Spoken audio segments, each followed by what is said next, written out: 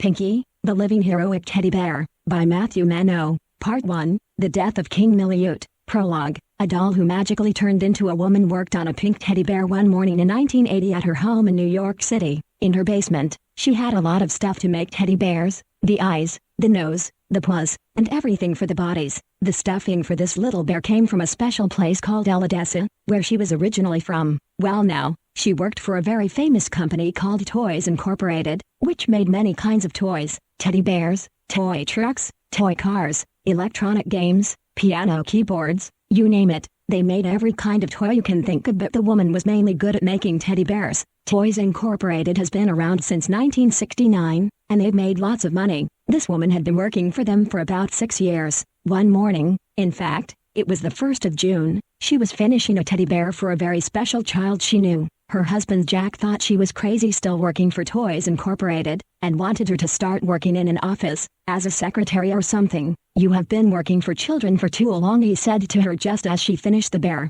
"Ella, you need to find a new job and start a new life. Don't you feel a little bit sick of this job you're doing? Who is this stupid teddy bear for anyway?" Ella sighed. "Jack," she said irritably, for he had mentioned this for the 5th time that morning. "Why don't you just zip it? I love my job. I hear wonderful stories about how children love the toys we make. Haven't you noticed that at a lot of the toy drives we've gone to, little boys and girls just smile at me?" Jack glared at her. "There you are, gloating over your own profession. What you need is a change in your lifestyle." Ella stomped her foot down on the hardwood floor. "Jack," she shouted, "get your behind out of my sight this instant. Go eat something if you will." Jack sighed. "You never listen," he said, stomping off to the kitchen. "When it comes to work, you never listen. I quit discussing work with you. I still love you, but I will never discuss work with you again. You're on your own." Just then, the teddy bear on the coffee table in front of Ella sprang to life. "Wow!" exclaimed Ella. "Jack," she said, "come and see this." Jack whirled around. "What?" he yelled. "Oh, stop it!" Ella snapped. "This bear just came to life here in front of me. Look at him." Jack was about to say, "Oh, shut up," but he stopped mid-sentence when he saw the bear. He stood there in awe. The bear spoke. "I think you need to be a lot more respectful to your wife," the bear said in the voice of a grown man. Jack and Ella were dumbstruck. They could not believe it. Here was a teddy bear about 6 feet tall, talking like a big man. The bear got up off the coffee table and started walking around. Jack was scared. "I'm not gonna hurt you," the bear said. "I don't even have the heart to do so." "Shut up," Jack yelled.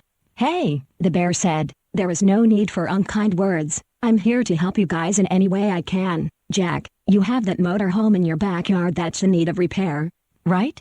"How do you know?" asked Jack. "I have magic in me," said the bear. "I can fix things in a second. Just let me see the motor home and I'll know from the minute I see the front, side or back what's wrong with it." Jack was doubtful, but he led the bear to the back door. Chapter 1, A Name for the Bear, and a Performance to Remember. One night, about a week after our bear came to life, Ella Jackson was getting ready for a big dance party she was going to that night at the Red Hot Funk restaurant and bar. The bear was sitting on the recliner and talking with Jack about human life in the world. When the subject of school came up, the bear told Jack that his magic allowed him to automatically know stuff without having to go to school. "With every hour that passes by," he said, "knowledge floods my head rapidly, faster than you can even comprehend." This baffled Jack in such a way that he couldn't stand it. "You know what," he said, "you're so amazing. I never saw a man, woman, nor child who can do the things you do." It was true. The bear had helped them in so many ways that week when Ella burned their steak dinner that night after she made him. He magically restored the food to its normal condition and amazed her.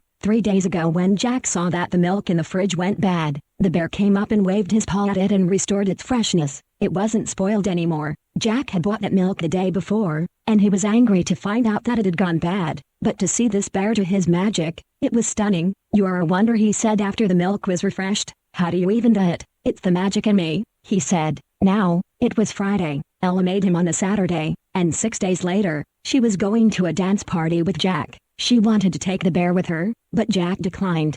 "No," he said sternly. "People will say stuff on Quasiphos. Do you want that?" Ella shook her head no. "Then let's keep him at home." Then Ella thought of something at that very moment as she finished combing her hair. "You know something," she said. "We haven't given him a name. We can worry about that when we get home." Jack said. "How about Pinky?" Ella asked. "Shut up," Jack demanded. "Watch your mouth," the bear scolded. "I like that name. Suits me just fine." "All right then," Jack said. "Pinky it is. Let's go." "Pinky, you stay here. Ella glared at Jack. "He's coming whether you like it or not. I want to show everyone how he dances." It was true. That week, Pinky had been moving and grooving to Ella's record collection, which she played while Jack was at work. He taught a math class at the New York City High School. At the dance party, just before the music started, the DJ spotted Ella, her husband and Pinky. He called them over. Well, he said, "Can you tell me what we have here? Is this a man dressed up in a bear suit who's come to hurt people?" Ella was shocked. "No way," she cried. "I made this teddy bear a week ago,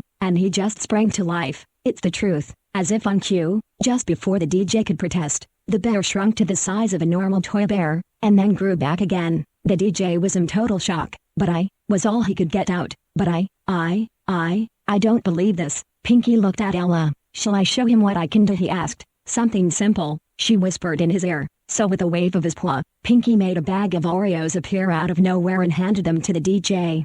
"What?" he said. "Where did these come from?" "Wait a minute, Mr. Bear, you come sit with me." He then said to Ella, "What's your name?" "Ma'am." Ella introduced herself. "This is something everyone should see. I'll give you guys a chance a little later on. We'll have to work something out though, something they'll love. It's a little too late, but they'll love it anyway. Mr. Bear, you can show the crowd how you do magic." "Ella, I hear you dance really well. Maybe you both can work up an act. I'll make you famous." So it was planned that both Ella and Pinky would do a special act before the people went home. The dance party started at 8 o'clock, right on schedule. Good thing Ella and the other two came early. There was pizza, hot dogs, hamburgers and other junk food that lined the food stands. People from all ages lined the dance floor. The DJ played music from the 50s, the 60s, the 70s and songs from that year they were in right then, 1980. It was July and songs had already come out. At the end of the evening, around 12 midnight, well, the end of it for Ella and Jack, the DJ called everyone's attention.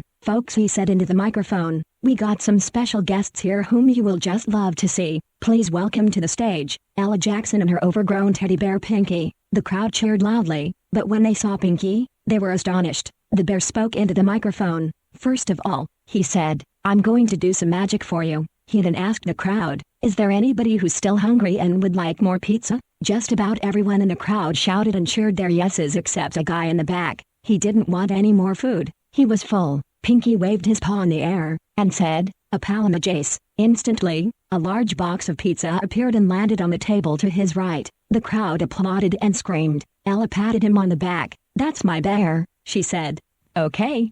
Pinky said, "Anybody in need of money which you don't have?" The crowd was silent for a moment, but a woman stood up. "Well," she said, "I need some money to get my house payments done, and I like what you do. Could you magic me about $6,000 please?" Pinky nodded and said, "A palamajace." Coins and bills rushed right at her, and some hit her on the shoulder, the head, the arm, and the nose, but her husband and a few others helped pick them up for her. Even Pinky came to help. When he got back up on the stage, he announced, "And now for my last magic act. Watch this." With a wave of his paw, he disappeared into thin air. Ella screamed out of heartbreak, while the others applauded and cheered. Then he reappeared a second later. Into the microphone he said, "I wouldn't do that unless it was necessary. For example, if somebody was seeking to do something to me, like take my stuffing out for some reason, I would need to protect myself, but I wouldn't do that to anyone, even Ella." Then it was time for Pinky and Ella to perform their dance routine in which the DJ helped them create while everyone else danced that evening. It was a mixture of the electric slide, the twist, the fly which is a dance from the 60s,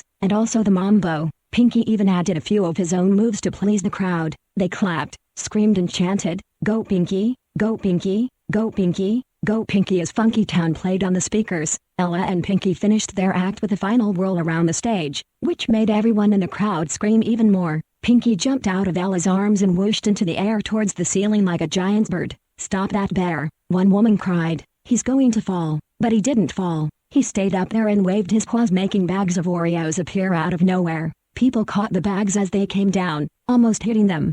"Stop!" Ella shouted. "Honey, no more." The manager of the Red Hot Funk restaurant and bar, who had big boots on, came out of his office, and hearing all the commotion came up to the bear and said, "Get down from the ceiling right this instant before I call the cops." Pinky didn't have to think twice. When he came down, the crowd erupted in applause. "He's down at last," some of the people said. The manager grabbed the microphone. He didn't want to ruin the party, so he said, "Wasn't that bear entertaining?" The crowd cheered. Chapter 2, Pinky and Ella's departure. Years came and went. It was 1999, and Pinky had already gotten famous for his magic. He had helped many people all over the world. He did magic shows everywhere, and when the news spoke about something tragic happening, like a car accident, Pinky immediately saw in his mind's eye where it was, how it happened, and who got hurt, or if it was a murder. Same thing. He saw who the killer was, and knew what the motive was. Of course Pinky didn't know these things before they happened, but when he heard about them, he saw it happening in his mind,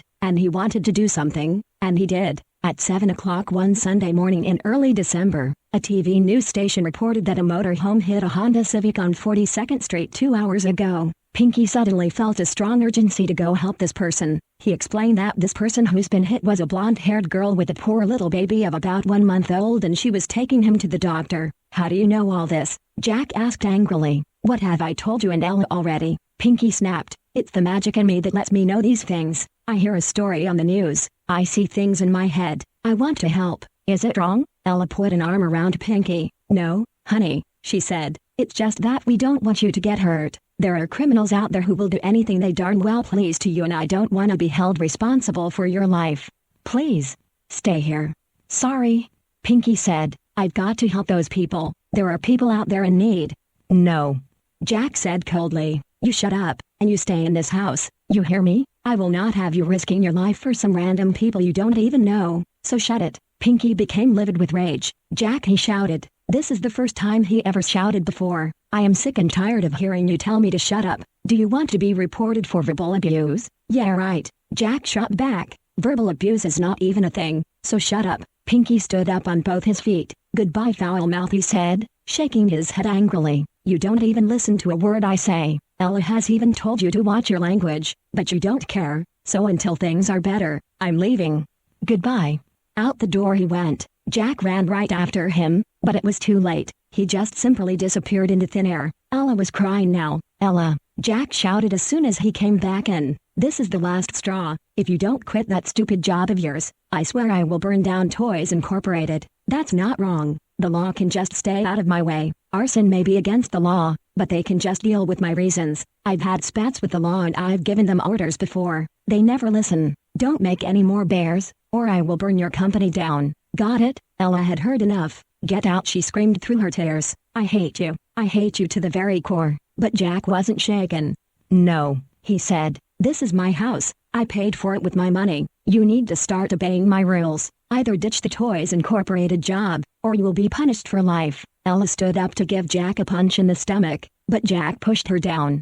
"No," he screamed. "You stay down. I demand it. I am your boss. I am putting you in anti-teddy bear prison. From this day forward, I will be the warden. You have no freedom. I am your puppeteer. You will learn to deal with the phrase shut up and stop cringing every time I say it." Ella screamed. "I will do no such thing." "Yes you will," Jack said. "You're not the owner of this house anymore. You are also no longer an adult in my eyes. You are a freaking puppet as of now until the day you die. You may have bought this house, but I'm taking over now, so you just better start playing by my laws, my statutes of orderliness. I do not want any more teddy bears in this house, ever again. Got it? Ever again." And he kept repeating those two words, ever again, until Ella felt drained of all energy. When he was sure she was ready to obey, he left the room. In a few moments though, she went to pack her stuff. "I don't love you anymore," she said, feeling deflated. "Well, I thought you did," Jack said. "Does Pinky mean more to you than I? You never used to be like this until you met that guy at the bar," Ella said.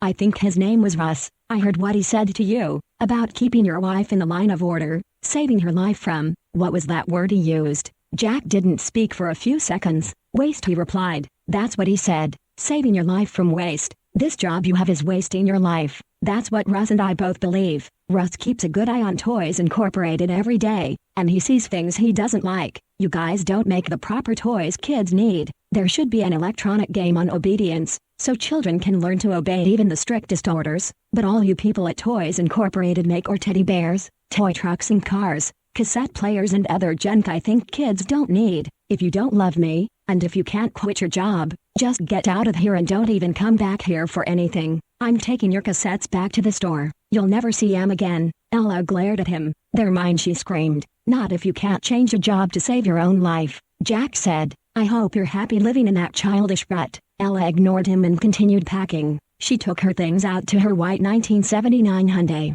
The last thing to go was the 2 boxes of tapes, but when she saw that they weren't under the bed where she kept them, she became furious. "Give me my cassettes," she shouted. "Get out," Jack bellowed. "They're trash now. You don't need them. Just get out of here and move far away from the state." Ella left the house, but before she could really leave, she thought she'd check the trash cans where she suspected Jack would have thrown her boxes of tapes. There was none in the trash can in the front yard. She went to the back. Yes, just as she suspected, they were there. She tipped the large trash can over, dumping everything out including her boxes of tapes which were closed. Quickly, she ran to the front and put the boxes in the back seat. Once she was safely in the car, she started the engine. A few minutes later, she was out of New York City. Speeding was against the law, but what did she have to lose? Chapter 3, Pinky brings Ella home. Pinky somehow wasn't allowed to do his time travel magic to save the young blonde girl and her baby, but there was no need to worry. Neither of them were dead. That much was true. Pinky would find that out pretty quick. Meanwhile, at the police station, the man who ran the poor mother and her child over on 42nd Street was being questioned as to what he was thinking that morning. "Don't you know that paying attention to the road is important?" Officer Smith asked. "Yes," scolded the man in his thick British accent, "but you don't understand. I was driving myself to work when this blonde idiot cut right into my lane. The stupid junkhead nearly killed me with her blooming Honda Civic. I want that car blown up." Just then, Pinky showed up. "You think you got the right to wish such a thing," he said. "Who are you?" the officer snapped. "What are you doing here?" Pinky waved his paw, and an ID card appeared, showing a picture of him, saying that he was a teddy bear, born in 1980. Officer Smith couldn't believe it. "You're lying," he said. "This is a fake ID. It lies as well. You can't be a teddy bear. They're small and are only for children. Take off that costume right now." Pinky tried to explain, but was shouted down. This made Pinky very angry, and so with a wave of his paw, he disappeared into thin air. Officer Smith couldn't believe his eyes. A second ago, Pinky was right in front of him. Grabbing his walkie-talkie, he pressed the talk button and said, "Officer Smith to dispatch, I need somebody to be on the lookout for a giant pink teddy bear. Soon as you find him, arrest him for me. Do you copy?" A second later, a woman answered. 10-4. Pinky had turned himself invisible though, so that no cop could arrest him. There was no reason in his mind that any cop should take him, well, except maybe for wasting police time. Pinky walked over to the hospital, and talked with the girl that had been run over. He could see that she and the baby were okay, so that was good. Before Pinky left, he waved his paws, used his magic words, and a whistle for the baby appeared. The woman smiled at him and thanked him. When Pinky left, he searched in his mind's eyes to see if he could see anything going on in other parts of New York, but at that moment, he could see nothing. He guessed he was too nervous, so the next chance he got, he sat down. He wasn't tired or anything, but he thought he'd do better searching through his mind's eye if he was sitting. So, he sat down on the grass in a parking lot at a grocery store. Nobody could see him, because he was invisible at the moment. As he sat there, he looked up at the sky. Something mysterious began to happen to him. It was like the magic within him increased by 20%.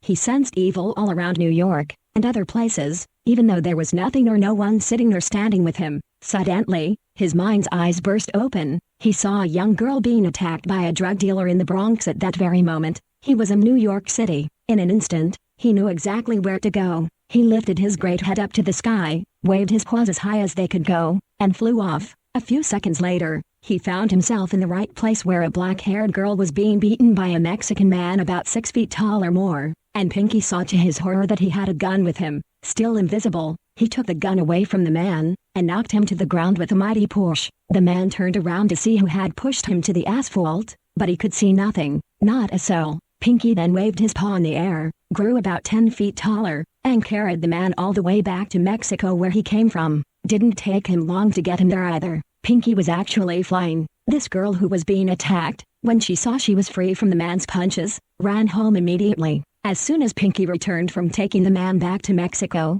he whooshed back to New York before the man could so much as utter a nasty word about him to the Mexican authorities or anyone. The man couldn't even see him. He could have said he was carried home by a ghost, an evil monster or something, but Pinky never heard it. As soon as he reached Ella's house, the police were looking for him everywhere. He knew he had to stay invisible. Jack told the cops that it wasn't Ella's house anymore, and that she had moved out. Pinky, when he heard this, became very angry at Jack, and decided to turn visible again and do something about it. He wasn't going to harm Jack though. What could he do? He thought for a second, and then decided to leave well enough alone. He told Jack though, that he was gonna find Ella, and move in with her, and someday, Jack would pay for the nasty way he talked to him. "I never liked you anyway, Pinky," Jack said. "Go right on ahead and search for Ella yourself. I told her to leave this state. Go ahead and use your magic and find her if you like. I don't really give a darn what you do." Pinky left without a word, but before he went away, waved his paw, and a car appeared out of nowhere. Jack stood on his doorstep astonished at what looked like his old white Volkswagen in the driveway. After Pinky left, a pair of car keys came whizzing over his head. They landed right behind him, hitting the screen door. Jack turned around real quick and fell over. He was so amazed at what Pinky just did that he knew he'd die right then and there, or so he thought. His shock was so great, and his happiness had reached the highest point, that he raised his head and shouted, "Thank you." His voice echoed across the street and down the road. He took a real good look at the car. It had the same tinted windows as his old Volkswagen did, the same purple seats, the same 4 doors, and an 8-track and cassette player stereo in the front. But wait, what was this? He saw something lying on the passenger's side of the front. It looked like Ella's old checkbook. He took the key, opened the driver's side, and inspected everything inside. He inspected the checkbook first. He found Ella's name on the first page, how much money she had. But wait a second, that was over a year ago. This car had been in a wreck. How did Pinky know about this vehicle? How did he know it was Jack's? This car was completely destroyed, Jack said to himself. So how is it that it's in such good condition? As he asked himself this, the answer came to him immediately. It was the magic in the bear that let him know these things. Pinky had told him and Ella when they'd ask him questions like, "How do you know who President George Washington is?" or "How is it that you even know so much math?" Ella and Pinky were going over bills the day after she made him, and she was stunned at how much knowledge he had already in his teddy bear brain. "It's the magic in me," he told them. Jack couldn't believe that his and Ella's lives had turned out the way they have. However, Jack was willing to find out who gave Pinky his magic, and he was hoping to stop it. Meanwhile, Pinky found a place to sit and think about where Ella might be. Central Park was a big place, and Pinky had seen it on TV before. Now that he was actually there, after he found Ella, hopefully they would go on a tour of the park together. As Pinky looked up into the sky to see if he would possibly get any insight on where Ella would be, a horrifying vision filled his head. In this vision, he saw Ella being arrested by a police officer. But for what? Words formed in Pinky's brain. Sacramento, California, in the village of Orangevale. Immediately, Pinky waved his paws in the air and took off. Seconds later, he found himself in Sacramento, California, chasing the police car that was transporting Ella Jackson herself. This chase went on for quite a while, until they reached the Sacramento County Jail. When Pinky came down from the sky, he yelled at the top of his lungs, "What have you arrested her for?" The officer looked the bear over once, twice, 3 times and said, "You gotta be kidding me. No teddy bear can be your size. Are you a man, a live bear from a forest, or a teddy bear like how you're dressed?" Pinky glared at the cop. "You don't know who I am?" The officer thought for a moment. "Now hold on a second," he said, looking at Ella. "You made this bear, correct?" "How'd you know?" Ella asked. "I saw a video of you both on the stage at a dance party some years ago. You both did quite an act." "Ella, you said on the video that you made this guy. I find that very hard to believe. He's approximately 6 feet tall. You guess he's about that?" Ella looked at Pinky. "Officer," she said, looking back at the cop, "could you let me and Pinky talk for just a few minutes?" "Anything for you," the officer said, "but you're still going to jail for speeding." Pinky sat down next to Ella in the police car. She looked at him with a mixture of expressions: happiness, sadness and anger. Happiness, because she missed him. Sadness because she didn't want anything to happen to him. And anger, because she didn't believe Pinky really had to come looking for her. "Pinky," she said sternly, "how long did it take you to get here? Who told you I was being arrested?" Pinky couldn't stand to hear this, but he kept his cool nonetheless. "Ella," he said, "you know what I've told you a billion times," he said. "It's the magic in me." "But Pinky," Ella started. "Don't let Pinky me," Pinky snapped. "What did you do to get arrested?" Ella sighed. "I'm sorry," she said, sobbing. "I should have stayed with you. I had to get away from Jack and his foul attitude. I'm being arrested for speeding. If you'll talk to the officer there, maybe he'll let me go, and you can help me not to speed anymore. But I'm afraid that's not how the law works." Pinky looked at her with a sympathetic eye. "I forgive you," he said. "Come with me." He got out of the police car, waved his paws in the air, grew 17 feet taller, and with his magic words, lifted Ella up out of the passenger's side of the front. Instantly, officers came rushing at Pinky like madmen, guns raised at the ready, all of them shooting like mad. But Ella and Pinky were high over Sacramento, California within a second. They were soon in New York City due to the speed in which Pinky was flying. Ella wasn't afraid. because she knew who was carrying her. As she sat holding on to Pinky for the short time they flew from California to New York, she watched as everything flew past her. Pinky saw everything for many miles as they flew, and he used his magic to keep Ella safe from getting hurt, getting hit by posts, tree branches, railings or anything they would be passing by along the way. Pinky was flying like a supersonic airplane. His paws were waving like nothing you'd ever seen in your life.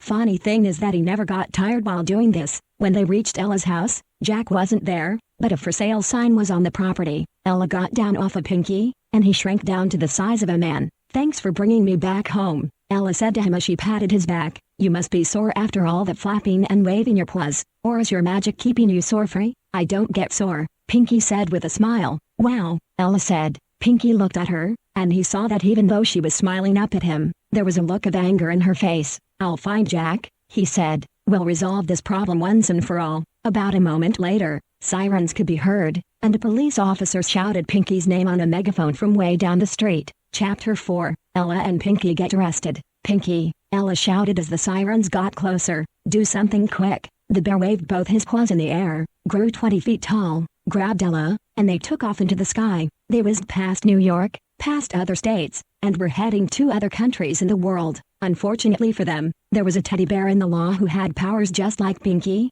a teddy bear who could fly and beat Pinky to where he was going before he even got there. Pinky was set on taking Ella to Guam for a while, but before he could get there, this other teddy bear, the police bear, snuck up behind Pinky and grabbed Ella away from him. Pinky whirled around and glared at the police bear. "What's your problem?" he yelled. "You," the other bear said. "Ella has been arrested in Sacramento for speeding, and you snatched her from the police. Now just for that, you must pay. It's jail time for you." Pinky tried to explain his reason for taking Ella away from the cops, about her being kicked out of the house, how Jack told her to leave the state and move far away, but this police bear shushed him. "Tell that to the judge, you farthead." To Ella, the police bear said, "You and Pinky will be in separate states in America for a while. Time for you both to think about what you've done. Pinky, you have to learn that when someone is being arrested, you cannot just grab them away to save them from arrest. Got that?" "No answer." "I said you got that?" Still no answer. "Answer me, you farthead." Pinky still remained silent, and so he and Ella were arrested. Pinky went to the New York City Penitentiary, and Ella went to the Sacramento County Jail. Pinky was locked up for a whole year and was given bland apples to eat for breakfast, lunch and dinner. Oftentimes, the apples had grit from the ground outside. Pinky would use his magic to remove the grit, but in return, he would get a slap in the eye. "No magic allowed," the jailer would yell. Back in Sacramento, Ella Jackson had to go through worse things than Pinky. Mean people in the Sacramento County Jail pestered her all the time. Guards called her names every time she complained, ratted and raved about being told to shut up. She told them time and time again not to use that word, but they ignored her. The only time they would tell her to shut up was when she would sing to herself to relieve stress. Pinky and Ella both were going through tough times during that awful year. Within 3 months' time, Pinky had grown so tired of the bland apples that when the guards weren't looking, he turned them all into Oreos and ate them. Lucky for him, the guards didn't see him do it, but another teddy bear who was in jail with him and had been brainwashed by the guards and jailer told on him, so Pinky had the stuffing on his head cut off. Instantly, he fell over groaning in pain. "Let him rot," said the jailer. "Nobody touch him, just let the bear rot in his own wrongdoings, he'll be all right." But that didn't stop Pinky. His head hurt quite a bit, but that didn't mean the magic was gone from him. Just had to wait for the right time to create a diversion, distract the jailer and the guards who were hovering over him as he lay on the cell floor. "You'll never use magic again," said a guard in black slacks and red shirt. His name was Toby Jebson. "Nothing you do will stop your punishment. Saving your owner from arrest? You think that's the proper thing to do?" She was speeding. Wanna know why? She had to get away from some bad guy, but she could have at least yelled for help, not drove away like a mad person. "We don't like people driving crazy like they're on a racetrack. Now you should have known better. You got a home in New York City, right?" Pinky was silent. "Answer us," the jailer yelled. She had blonde hair, brown eyes, and white shirt with rabbits on it. "Ella told us there's a man who lives with you and her. Jack Jackson, correct?" Pinky stood up on both his legs. "Jack is a hateful man," he yelled. "Okay," the jailer said. "Calm down. Don't get all worked up. All I did was mention his name. You can tell me nicely if he lives with you or not." "Does he?" "I'm going to live with Ella wherever she lives," Pinky said in a much calmer tone, but still with a little bit of anger. "Okay," said Toby. Why do you want to live with Ella, said Ryan Lynch, a guard to Pinky's right who were all white except for his shoes. She has a criminal history. Oh, and what sorts of crimes has she committed? Pinky shouted. Shut up, Ryan shouted back at him. Don't you tell me to shut up. Pinky snapped back. Toby shot him in the side with a taser gun. Pinky fell back, but he glared at Toby. I'll make you pay for doing that to me, he said. He sounded as if he were talking through gritted teeth. Pinky had teeth, to tell you the truth, but these teeth didn't need brushing or flossing, for they were magical teeth, and they could never get cavities, nor rot nor have buildup of any kind. Pinky rubbed his side while still glaring at Toby. You are an ignorant piece of junk, Toby said. You should be destroyed, and I'll see to that. And with that, he and the jailer and the other guards left Pinky alone. Chapter 5. Pinky breaks out of jail. The year 2000 came, and Pinky was sick and tired of being in jail. The time for him to get out was near, but they told him that he would never be free. Ella had gotten out already and was talking to United States President George H.W. Bush about letting Pinky out. Bush wrote her back and told her that teddy bears were none of his concern, and that she should do it herself. By the time she had begun driving to the Sacramento airport, Pinky appeared before her eyes. He had broken out of jail. He had lost most of his stuffing, but was growing it back little by little. Ella was not happy seeing him like that. What happened, she said, gasping. The jailer cut my stuffing out, Pinky said. I tried to stop her, but she wouldn't. I finally wiggled away. As you can see, I only have 10% of it left. Luckily for me, my stuffing grows back within a matter of days. Ella opened the passenger's side door of the front. Come in and I'll take you home, she said. Thank you, Pinky said. He sat down and shut the door, then buckled himself up. Ella started driving. On the way home, Pinky told Ella everything that had gone on at the jail, about being given bland apples 3 times a day, being pushed around by guards and told to shut up all the time, being forced to work from 2 in the morning till 11 in the evening, and be Sacramento's garbage bear, and carry heavy garbage wherever they told him to. Worse yet, he was forced to carry things that were thousands of times his size, and when he tried to use his magic, they would cut off his fur. Using a nasty machine called an arthrotronelimus, they would make Pinky carry heavy garbage from the jail to the nearest dumpster, which was 10 miles away, or the next town. Guards always surrounded him in case he tried to escape. He was slapped every morning when it was time to get up, taser gunned when he complained,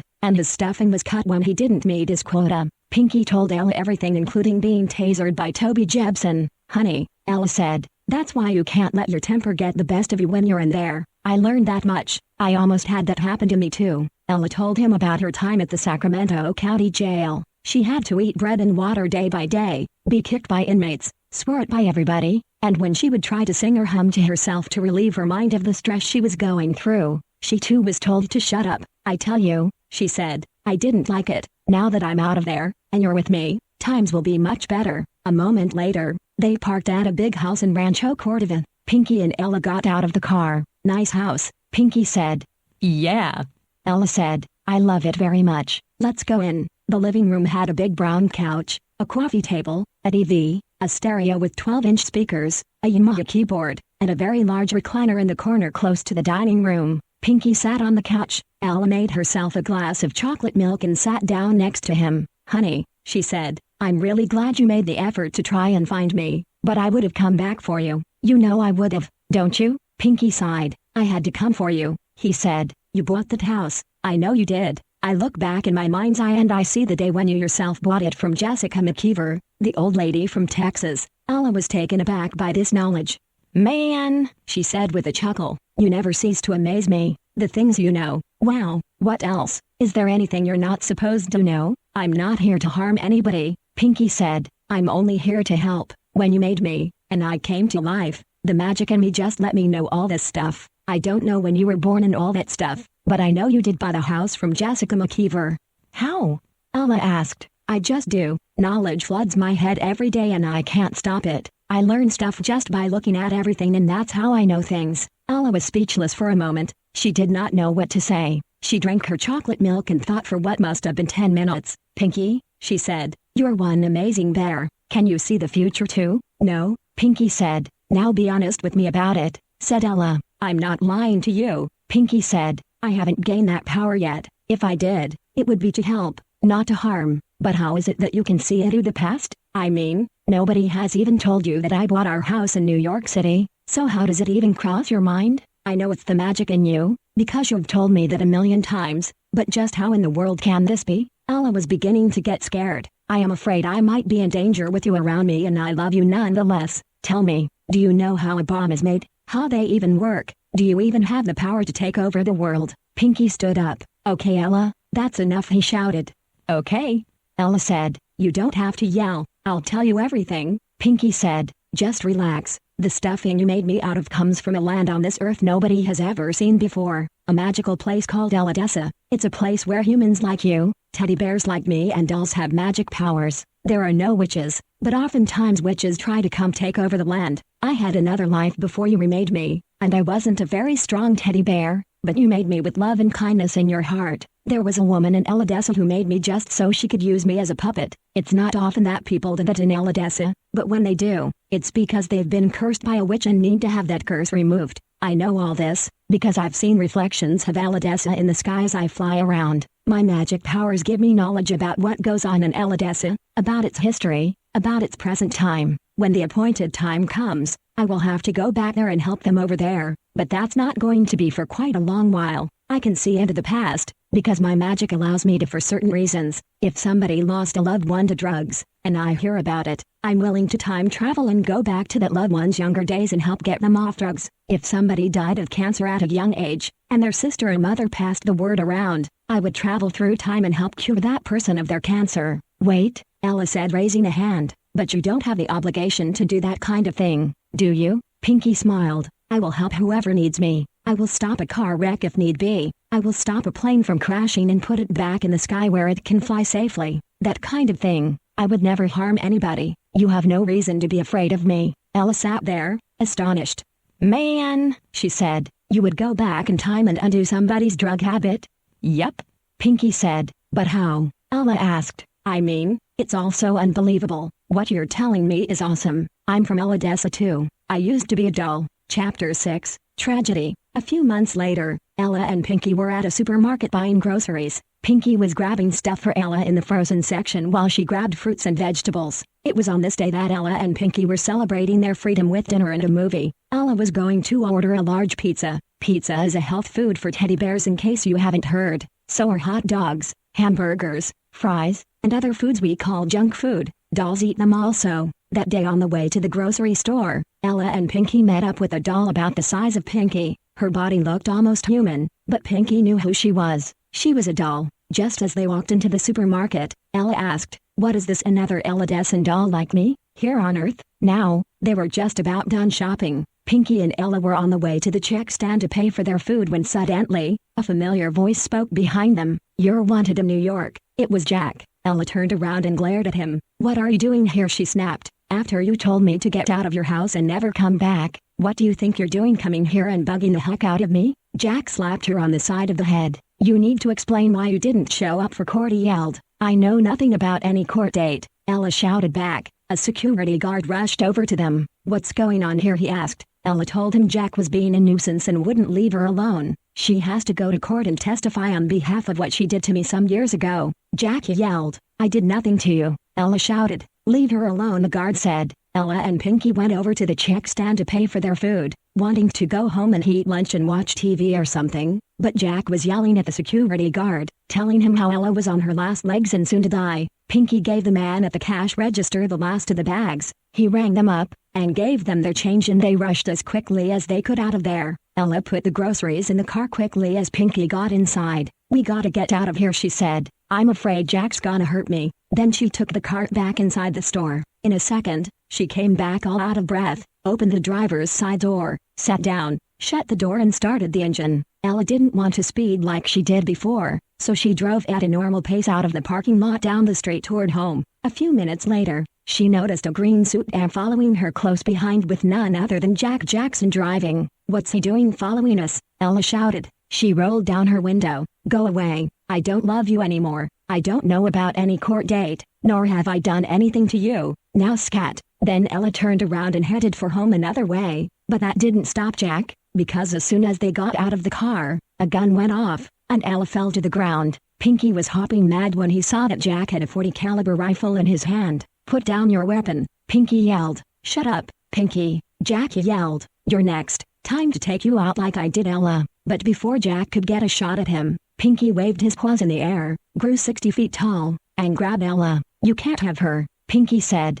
I'm taking her to a graveyard where I can give her a proper burial. And away he flew with his paws waving in the air and Ella on his back. Jack tried to shoot at him, but he missed. I've always hated you from the day Ella made you, he said. Pinky was gone. With a heavy heart, the teddy bear took off with Ella in his arms. She had to have a proper burial. Jack got into his suit and sped away. Pinky and Ella's friends had a funeral procession for her. She was then buried at the Fair Oaks Cemetery and flowers were put on her grave. He knew he would miss Ella. She was his best friend. Ella's friend Tandy said that she was a gentle lady, and that she loved her. Ella had a lot of love, Tandy said to Pinky, sobbing on his shoulder. We haven't seen her since a year ago. She just left us. Now, she's gone. Pinky stayed with Ella's friends who seemed very much like family. He stayed there for at least a week or so, at least until the funeral was over, and before he left, gave them all hugs and kisses, telling Tandy, her father, her sisters, and Tandy's brothers, her aunts and uncles and cousins not to grieve too heavily, and that Ella would be in their hearts. Chapter 7, A New Home for Pinky. After this, Pinky left them all. Sadness filled his eyes as he flew around in the sky, yet he could still see to fly around. Through his teardrops, he could see Ella's face appear. Pinky. He thought he heard her voice. Pinky. There it was again. Pinky opened his eyes. Ella's spirit hovered over him in the sky as she spoke to him. Pinky, she said. Pinky, you need to find yourself a good home. When I was in Sacramento, after I got out of jail, I met a young man named Matthew Meno. He seems like a nice guy. I will lead you to him. Ella, Pinky said sobbing. You will be all right, Ella said, but I will need to talk to you from time to time just to hear your voice. Pinky said as tears gushed out of his furry eyes. You can do that, said Ella. Just call out my name, and although I may not appear to you as I have done, just know that I am with you in your heart. Don't be dismayed if I don't come to you. Okay? It's not that I don't love you, and I should have grabbed the gun from Jack, but he was just too quick for me. At these words, Pinky became angry. What the heck is the matter with you, he yelled. Why couldn't you have used your dang head? You knew he wanted to kill you. That court date thing was made up. A cold breeze touched Pinky on the shoulder. It was Ella's hand, but he didn't know it. Calm down, sweetheart, she said. Pinky's tears fell like rain as he cried his poor heart out. Come on now, Ella said softly in his ear. Dry your eyes. It's okay. I'm going to lead you to Matthew. He'll take care of you, and you take care of him. Let's stop crying now. You'll be okay. But I don't want Matthew, Pinky said. You don't know him yet, Ella said. So how can you say that? Pinky was lifted up into the clouds, and this time he was face to face with the spirit of Ella Jackson herself. I want you to promise me something, she said. Will you? Tears were still running down the bear's face as he said, yes, I want you to let your appearance towards Matthew be as happy as possible, Ella said. At least try. If you can't, it's no big deal. I just don't want you grieving over me. That's all. Can you smile for me? Pinky tried, but the sadness was too great. He hurt all over for Ella. I tell you what, she said. I'll make you a deal. You give Matthew your biggest smile, and I'll come to you every day or night as long as you're alive. Okay? Well, this made Pinky feel much better, only his main concern was what people would think if he saw him talking to his spirit. He mentioned this to Ella. Then I'll come to you at night, she said. If you happen to want to talk to me and it's daylight, I'm good with that, but nighttime is just as good as day. I don't want you grieving over me, so I'll come to you every night. Does that sound good? Pinky nodded. Immediately, she carried him over to a big house in Fair Oaks, California where a young man and his wife lived. This is the house of Matthew Meno and his wife Nancy, Ella said as she gently lowered him to the ground. I gotta go now, but I'll see you tonight. Pinky's tears were all dried up from flying with Ella, and from the true fact that he'd be seeing her every night, or even sometimes during the day. Yes, Pinky had finally found a new home. He stood up, and walked up to the door. When he rang the doorbell, a man opened it. Oh, the man exclaimed, a bear. Pinky raised a paw. No, no, no, no, he said. I'm not here to hurt you. I'm a teddy bear. You probably don't believe me, but come sit outside with me and I'll explain everything to you. You're Matthew Meno, right? The man, who was obviously Matthew Meno, was taken aback, said, why? Yes, I'm Pinky, the teddy bear said. As the two of them sat outside on that hot summer day, Pinky explained about Ella Jackson making him and how he came to life, and that his stuffing actually came from the land of Eladessa. He explained to Matthew that he'd had another life before Ella remade him, about not being a very strong bear, being used as a puppet, meaning that he was being told what to do all the time, bossed around, made to look bad if he didn't, ridiculed, The lady who made me wasn't very nice, Pinky said, but all people in Odessa are, so this lady was from another land, oh, said Matthew. That's awful. Yeah, said Pinky, I know it. An hour had gone by when Pinky had explained everything about his life with Ella, and the things they did together, how she and him performed at the Red Hot Funk restaurant and bar in New York City. That was how I became famous, Pinky said. Since then, I've been doing magic shows in various places and performing for folks, but I mainly use my magic to help people, like you. You see, I'm looking for a home. My owner was murdered by her own husband and I can't go live with him. I was told you met my owner, Ella Jackson. Is that right? Matthew Meno, who owned the house they were standing outside of, thought for a moment. Ella Jackson, he said. Wait, you mean the lady with the dark hair and blue eyes? The lady with the shirt that says Toys Incorporated? That's her, Pinky said, but as the words came out of his mouth, tears of stuffing came out of his eyes. Oh, I miss her so much. Matthew began to feel sorry for the poor teddy bear. Oh, he said, you guys had such good times together, didn't you? He then walked over and put an arm around Pinky. Yeah, he said comfortingly. I know. It's okay. Pinky rested his head on Matthew's shoulder and let all his tears come out. It's all right, Matthew said. Sometimes you just gotta let all your tears come right out. Matthew's wife Nancy heard the commotion of Pinky's crying and hurried out to see what was the matter. He explained everything to her. It was then that Nancy decided to welcome the teddy bear into their home. Chapter 8, Gayford Jones. About a week later, as Matthew Meno and Pinky were working in the backyard, Nancy came out of the house all frantic and said, Matthew, there's a guy at the front of the house and he's looking for Pinky. What? Matthew said, shutting the sprinkler off quickly. What's the guy's name? Nancy came and whispered his name in Matthew's ear. Gayford Jones. This name sounded so familiar to Matthew that he bolted upright. That man is a pompous crook, he shouted. How the heck does he know about Pinky anyway? I don't know, Nancy said, but I think Pinky should make himself invisible for the time being until this man leaves. What does Gayford want? Matthew asked. Well, Nancy said, you'll have to find out for yourself. So Matthew walked around to the front of the house feeling very uneasy and also very angry. Sure enough, a man of about 400 years old with a very long beard who looked almost like a rat, was standing at the front gate, glaring at the house, and then at Matthew. Where's the overgrown bear? He shouted, his voice echoing across the street. What do you want with him? Matthew demanded. I asked you a question, Gayford retorted. I make the laws, and you don't, so tell me where the magic bear is or you die. He is none of your dang concern, Matthew shouted, trying to get louder than Gayford Jones himself. But Gayford was almost as loud as a big sound system. He could do that if he wanted to, for Gayford had magic powers. Truth be known, he was part man, part rat, and from a far-off land called Duja. You may search this house, but I will promise you this much. You will not find Pinky. This was not necessarily true, for Pinky had made himself both invisible and turned himself into a rug to save himself. It was Nancy's idea and Pinky totally agreed to it. Only Gayford Jones had a way of knowing what had happened. When he felt the rug, he knew what it was. Pinky, he yelled, turn yourself back this instant. You're under arrest. For what? Nancy asked angrily. Shut up, Gayford yelled. Do not speak to me in that manner again, Nancy scolded. I said, Gayford started to say, but Nancy cut him off. This is our property, and shut up is not welcomed here. As they spoke, Pinky turned himself back into a teddy bear, looked Gayford right in the eye, and said, you don't need to tell her to shut up. I resent that. I remember you from my past life. Yes, Gayford said. How do you even know my name as of now? Pinky asked. Magic, Gayford said. As you know, I am from the land of Duja, and we Dujans will do what we can to keep justice alive. You're under arrest for betraying your owner in Odessa. You were never told this, but she is a Dujan. Nobody in Odessa knows this truth, but she is a Dujan, and don't you dare go telling Odessa this, or you will bring wrath down upon your head. Keep your furry mouth shut, and you will be fine. All this time Gayford was speaking. Nobody had seen Matthew Meno go into the house, but he did, because he came back out with a giant squirt gun which was loaded with ice water. Get your behind off of our property, he bellowed, or I will drown you with this. I got better defense weapons than what you got, Gayford retorted. But Matthew was hot. He aimed his squirt gun right into Gayford's eye, and pulled the trigger. Water not only went into his eye, but it covered him elsewhere. He did not drown though. He stood up as tall as he could, and then changed from a man, to a dirty-looking, and a dirty-smelling rat. Then he grabbed Pinky and ran off as quickly as he could. Stop him, Nancy screamed. Matthew ran down the street towards the east where Gayford went. If only Pinky had a cell phone, Matthew thought as he ran. Psst! Hey!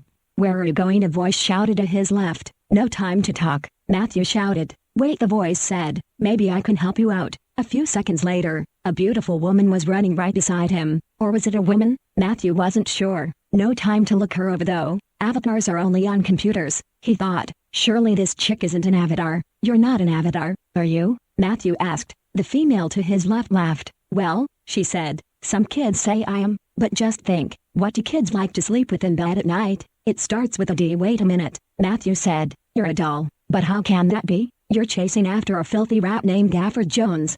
Right? The doll asked. Wow, Matthew exclaimed. How did you know? I'm an Elodessan doll, the doll said. So just like Pinky? Matthew said. You are from Elodessa? But he was made here in the States. Yeah, said the doll. But he had a life in Elodessa before. You see, I don't know if he told you this. He wasn't very strong. I knew him when I lived in Elodessa. He and I lived with this woman who wasn't very nice. She treated us like puppets, bossed us around, made us do things we didn't want to do, like set buildings on fire, ruin children's ball games, knock children down off their feet, and instead of giving people clean water to drink, this woman would make us poison them. Oh my gosh, I hated it. Did the people blame you, or her? Matthew asked. Oh, they knew it was the woman's doing, the doll said. The truth is very important in Elodessa. Here, come this way. The rat went this way. Matthew was stunned to find that this doll knew so much. You are amazing, he said. Did you see Gafford Jones pass by at any time? How do you know all this? We Elodessans are smart,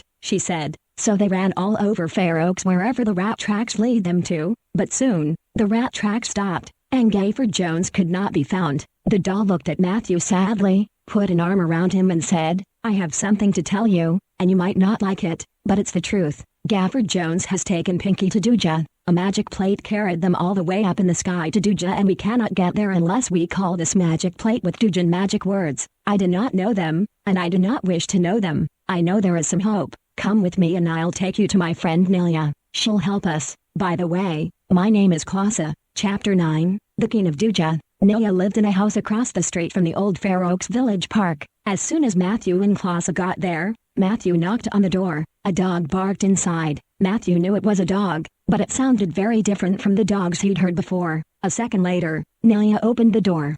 Hi, she said to Klasa. Who's this fine young man you got with you? Klasa introduced Matthew Meno. They walked inside and sat down. Klasa explained to Nelia about what had happened to Pinky, who he was and what they needed to do, about the magic plate and what words they needed to call it. Well, said Nelia, I got the words written on a scroll in my room. I don't like the Dujan words, but when I need to go to Duja, it's mainly to take care of some business, to save a friend or to destroy some evil overlord who's planning to take over Elodessa, our homeland. Hold on, I'll be right back. A few minutes later, Nelia came back with a scroll full of magic words from Duja, Elodessa and other places. So, she said, I'll need to write these words down for you so you'll remember them. I'll say them out loud for you now. Ready? Matthew and Klasa nodded. I do Jujakuganarnar hu hadrathfak hunananogroth. Nelia read the words in such a strange accent that it scared Matthew almost out of his wits. But Klasa held his hand. Nelia held out a device to Klasa. This is what I used to make my accent different. It's called an accent cup.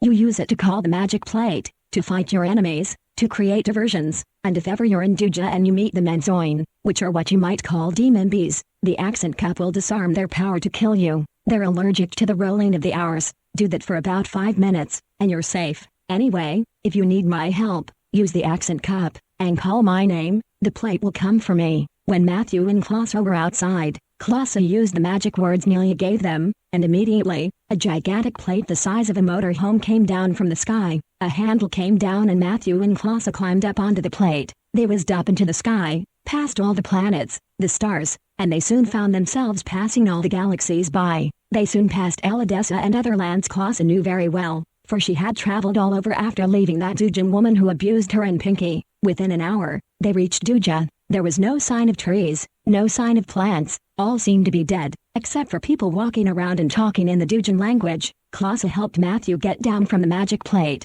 As soon as they got down, the plate zoomed into the air in an instant. A woman happened to walk by and noticed Klasa. There's that doll, she said in a very thick Dujan accent. You're the one who betrayed Therna back in Elodessa. Did you tell anyone that she was from Duja? Oh, I tell you, if you did, you would be bringing upon your head a very powerful sickness which will stay with you as long as you exist anywhere. King Miliut will see to that. Who is that oddling you brought with you to Duja? Klasa whispered into Matthew's ear. Don't pay any attention to that woman over there. Her name is Shelkis Diarden. She's friends with Therna, that woman who treated Pinky and I so horribly." "I heard that," Shelkis Diarden shouted. "Are you trying to get into this land without any passport, or what are you doing here?" Klaus looked right at Shelkis and said, "We are here to save a friend." "Well, you know how that'll end up too," Shelkis replied. "Always when an Elidescent comes here against King Miliut's laws, they end up in Miliut's prison wards, or else dead, and we have to cremate their bodies or turn their bodies into robots and send them back to Earth. Don't worry,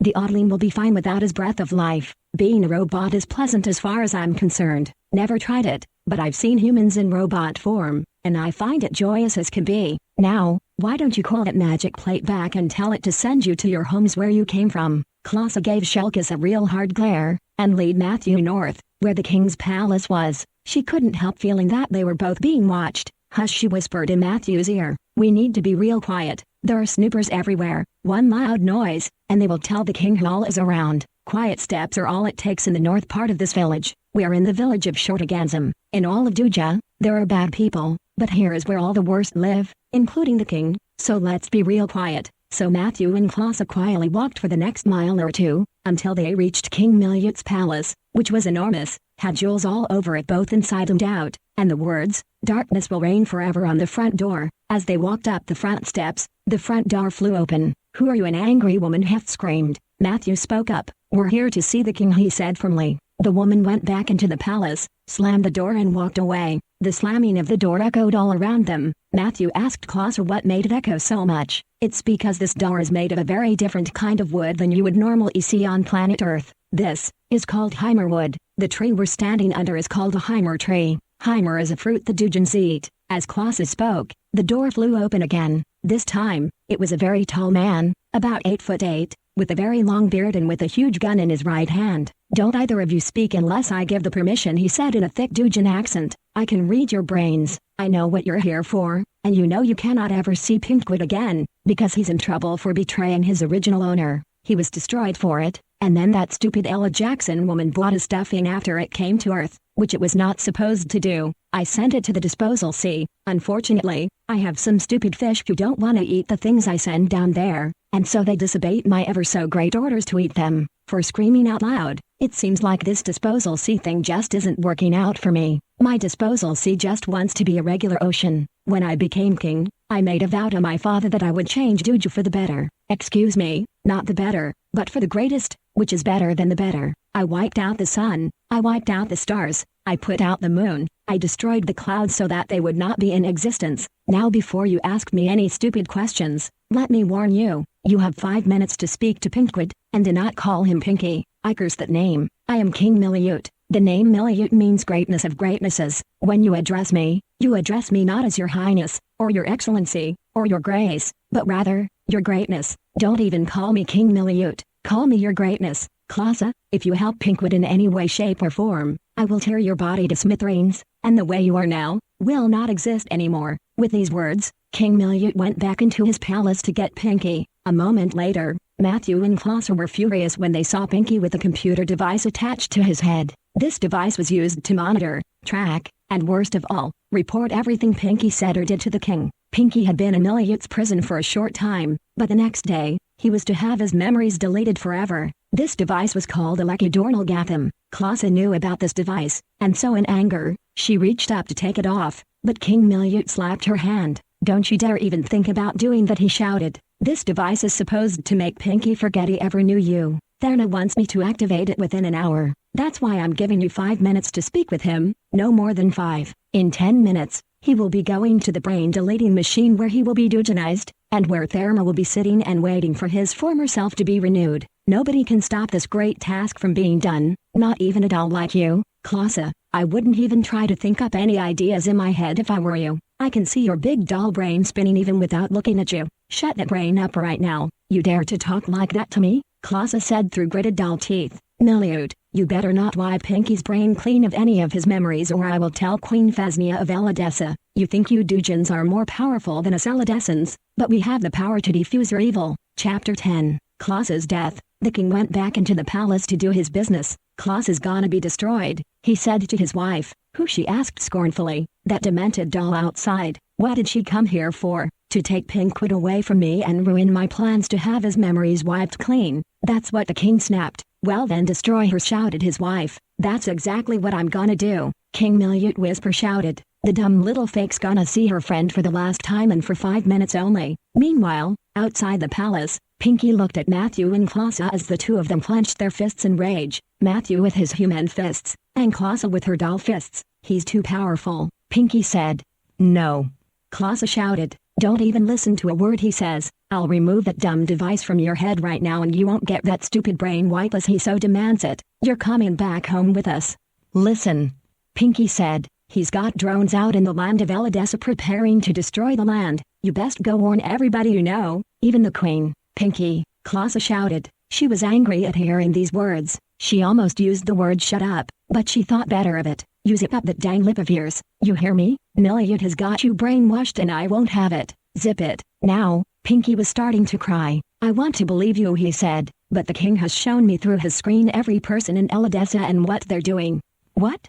Clausa gasped. Is he spying on the land or something? He's got cameras everywhere. Pinky sobbed. I won't have it. Clausa screamed. In an instant, she reached up and grabbed the lucky Dornal Gatham, and yanked hard. Pinky felt a sharp zap throughout his body. Clausa was getting really angry now. Miliut, she screamed. I'll have you reported for this. The king came back outside with his gun, an enormous gun, a gargantuan weapon with 3 places for bullets and 3 triggers. Clausa, he bellowed. You better shut your mouth. I mean it. What did you do to my lucky Dornal Gatham? Do you realize that's law property? Do you realize that my Gatham is a justice machine? I made this device myself, and I have informed Eladessa that if they don't comply with my laws, my statutes, my ordinances and my kebulances, they would have their brains wiped. What's a kebulance? Matthew asked. Young man, King Miliut snarled through gritted teeth. Is this any of your business? He came to me looking for a home, Matthew said, and I gave it to him. The king interrupted Matthew with a slap on the shoulder, which hurt like you know what. That bear you all know as Pinky has another name, he screamed.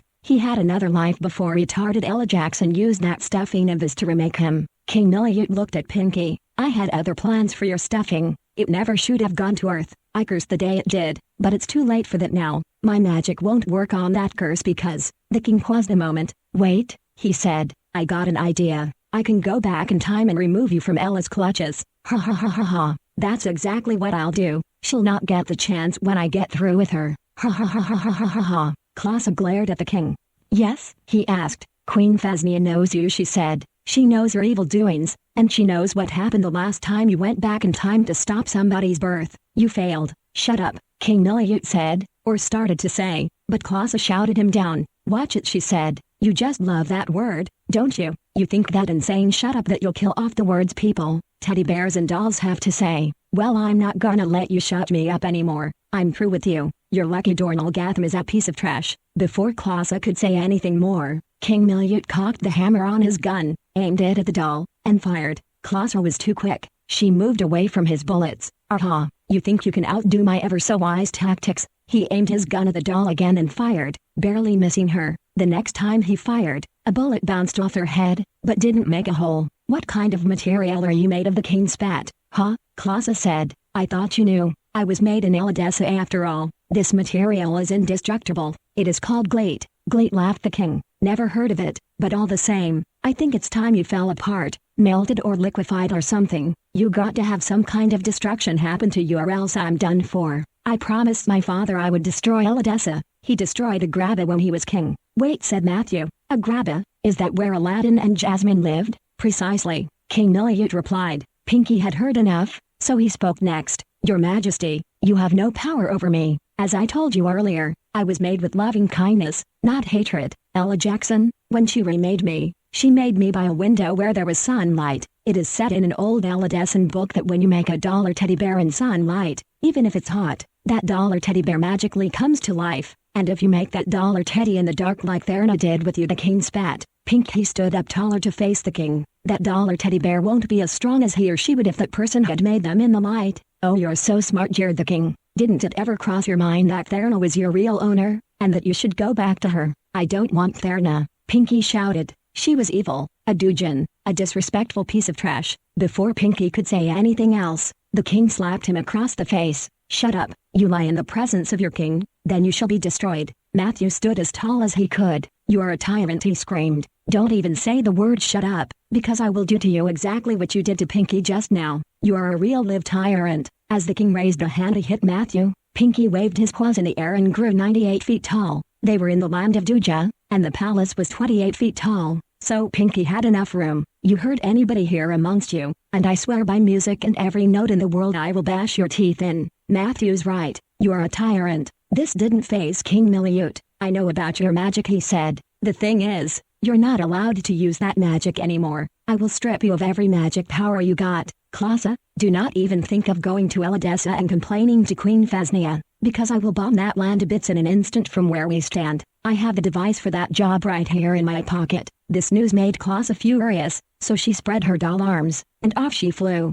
Matthew and Pinky watched as she zipped past them and over the land of Duja, fearing not even Miliut, clipping her wings with the touch of a button, and melting her body. "Matthew," Pinky shouted, frantic as a father protecting his child, "put your head down, quick." Matthew couldn't understand, and Pinky knew this, so he quickly and gently grabbed Matthew's head and lowered it onto his lap. As he did, hot balls of ash came down from the sky. Matthew felt many of them on his arms and legs, but his head was resting on Pinky's lap, and the bear held his head so none of the ash would touch it. King Miliut laughed as the ash, which was really Klaus's body, fell from the sky. Matthew didn't even have the slightest idea what it was until the king said, "Look at the tiny bits of the body I've just demolished for the safety of Duja." At once, Pinky lifted his hands from Matthew's head, and jumped up in the air in anger. With as much loudness and authority as Pinky could muster, he shouted, "You will pay," and then grabbed Matthew in his arms. In an instant, Pinky and Matthew were out of Duja, where the king could not hurt them, or could he? Chapter 11,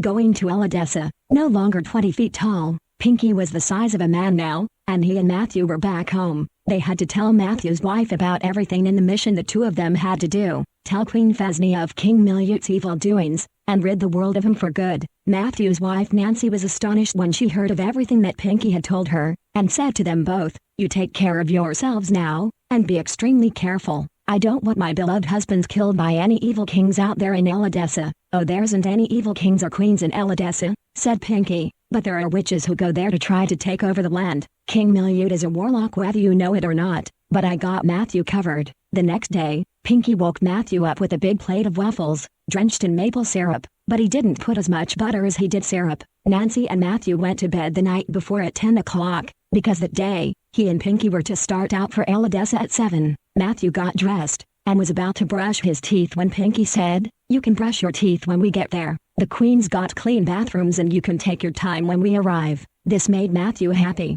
"Thanks for the waffles," Matthew said. "Oh, you're welcome," said Pinky. "I packed us both breakfast, lunch and dinner for the next month, so we'll be all right for a while." "Wait a minute," Matthew said. "You packed our meals?"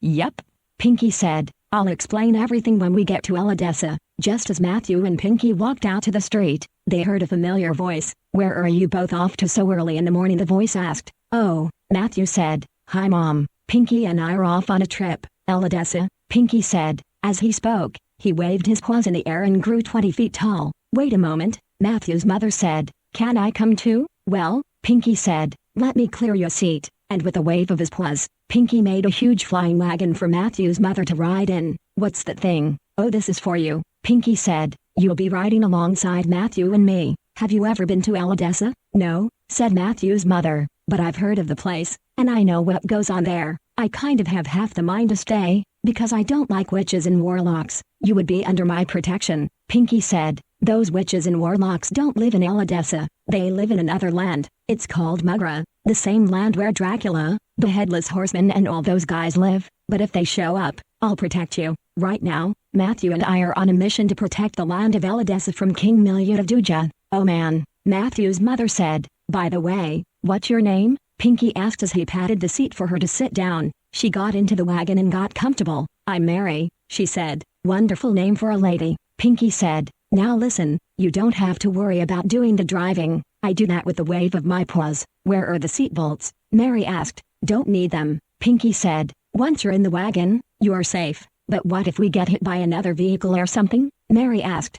"Yeah," said Matthew. "I'm watching everything," Pinky said. "You guys don't have to worry about a thing, because no planes, no copters or anything will hit us. You have my word." In an instant, they were off. Matthew and his mother Mary watched as Pinky flapped his paws in the air so rapidly, it astonished her that a teddy bear could even do such a thing. They were now in the sky, passing everything in their midst. Mary had never had an experience like this, riding in a flying wagon with a teddy bear next to you who was carrying a loved one safely in his arms or on his back. Matthew was on Pinky's back, riding safely as if he had a seatbelt on. Pinky was using his magic to keep them from falling, just as he did with Ella. Soon, Matthew, Mary and Pinky whizzed past all the planets, and Mary was totally amazed, and scared too, because Pinky was driving them so fast. Yet even though they were quickly moving, they didn't get hurt. Pinky saw to that, as he told Ella some years ago, "It's the magic in me." When they arrived in Eladessa, the sky was partly cloudy, and it was morning, but Pinky explained to Mary that in Eladessa, they are years behind planet Earth. "So it's 1980 here?" Mary asked. "Yep," Pinky said. "Now before we go any further, I need to explain everything, why we're here, what we're gonna do, and so on and so forth, so you get the picture. Come this way." And so Pinky led them over to a bench where they could talk. As soon as Matthew and Mary sat down, Pinky explained to Mary everything that had happened, from the time King Miliud had abducted him, to the death of his friend Klasa. "We need to talk to Queen Phasnia and put Miliud to justice. He wants to destroy this land, and we need to stop him. Now Mary, I don't know what you can do to help, because you haven't the experience with this kind of stuff, but with some help, you might be of great value. A little toughening up, and you just might help us stop King Miliud." "What's the matter, Mom?" Matthew asked. "I don't hear any pretty music," Mary said. As Pinky spoke, one of his friends walked by, so Pinky gave a loud whistle. "Hey!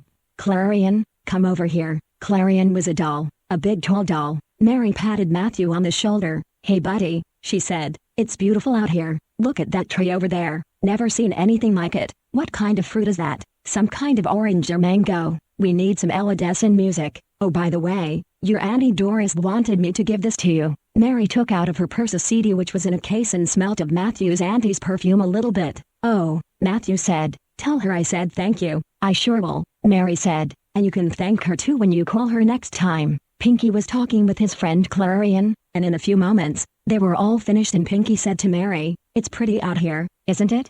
"Yeah," Mary said. "Wait a minute, who's that beautiful girl over there?" "This is Clarion," Pinky said. "I don't think I've ever seen anyone as beautiful as this lady," Mary said with a huge smile on her face. "She's one of my friends who lives here in the village of Cleanus." Pinky went on, "Everybody here is very protective of visitors." Mary looked in astonishment at the doll. As she said, she had never seen anyone as beautiful before, nor had she seen a teddy bear alive before. The doll gave Mary a look that seemed to say, "You're more than welcome to stay as long as you like." Matthew's mother must have read that look, because she said to her, "You must be pretty used to having people from Earth come to this land, huh?" Pinky tapped Mary on the shoulder. He said softly, "She's a doll. I know it's hard to believe, but she is, and everybody in this village loves her." Clarion smiled. "Honey," she said, "I have been to Earth many times, and you know something? I've seen the corruption everywhere. Kids are kidnapped almost every second of every doggone day. I love when an Earthling comes to Eladessa. We protect our land with excruciating vigor,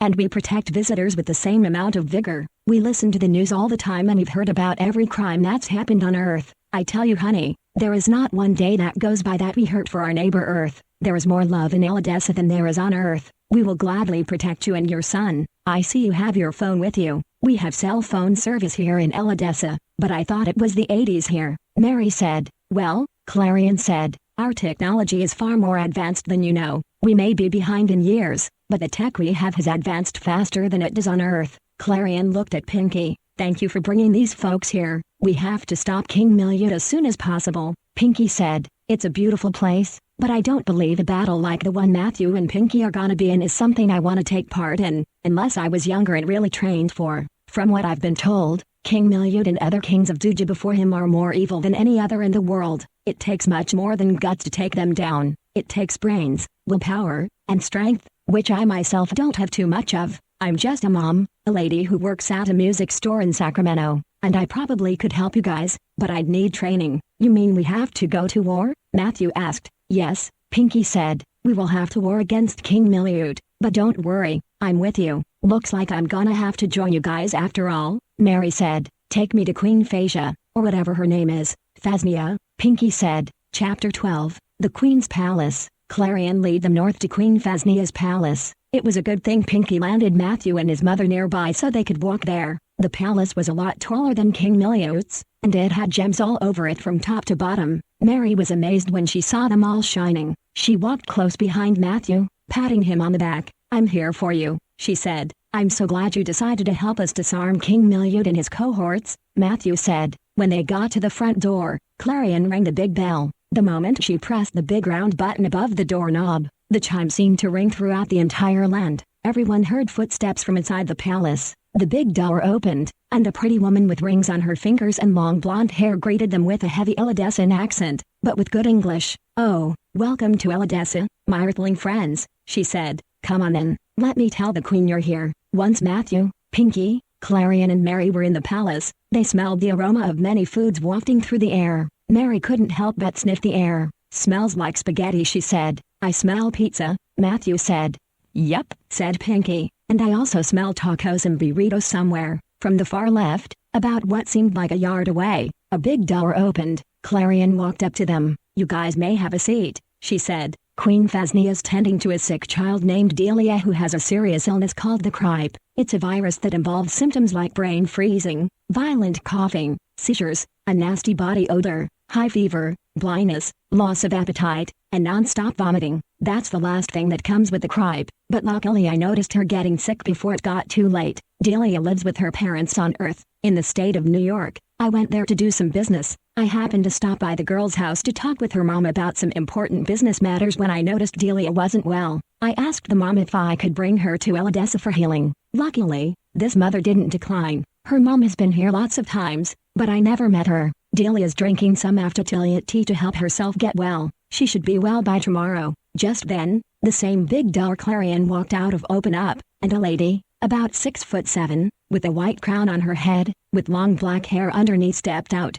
"Hello," she said. "Come closer to me so I may get a good look at you." Mary, Matthew and Pinky stepped closer to the queen. They weren't afraid at all, because they knew she would help them stop evil King Miliot. "I am Queen Phasnia of this land, Elodessa, and I absolutely love it when people of your planet come here. It gives me great joy to meet an Earthling. About every 2 years or so, people from Earth come to Elodessa for help, and we do more than our best to give them the help they need. Someone has a stroke, I have the cure for it. Someone has cancer, I got the cure for that as well. More people are learning about Elodessa every little bit. Now what is it that you guys need?" Pinky spoke first. "You know King Miliot, right?" "Oh my gosh," Queen Phasnia said in her thick Elodessan accent. "Is he causing trouble for you?" "He's been trying to take over Elodessa, and I mean to put him to justice soon." "Well, he kidnapped me and tried to give me a brain wipe," Pinky said. "Don't tell me he used the Lecadornal on you," shouted the queen.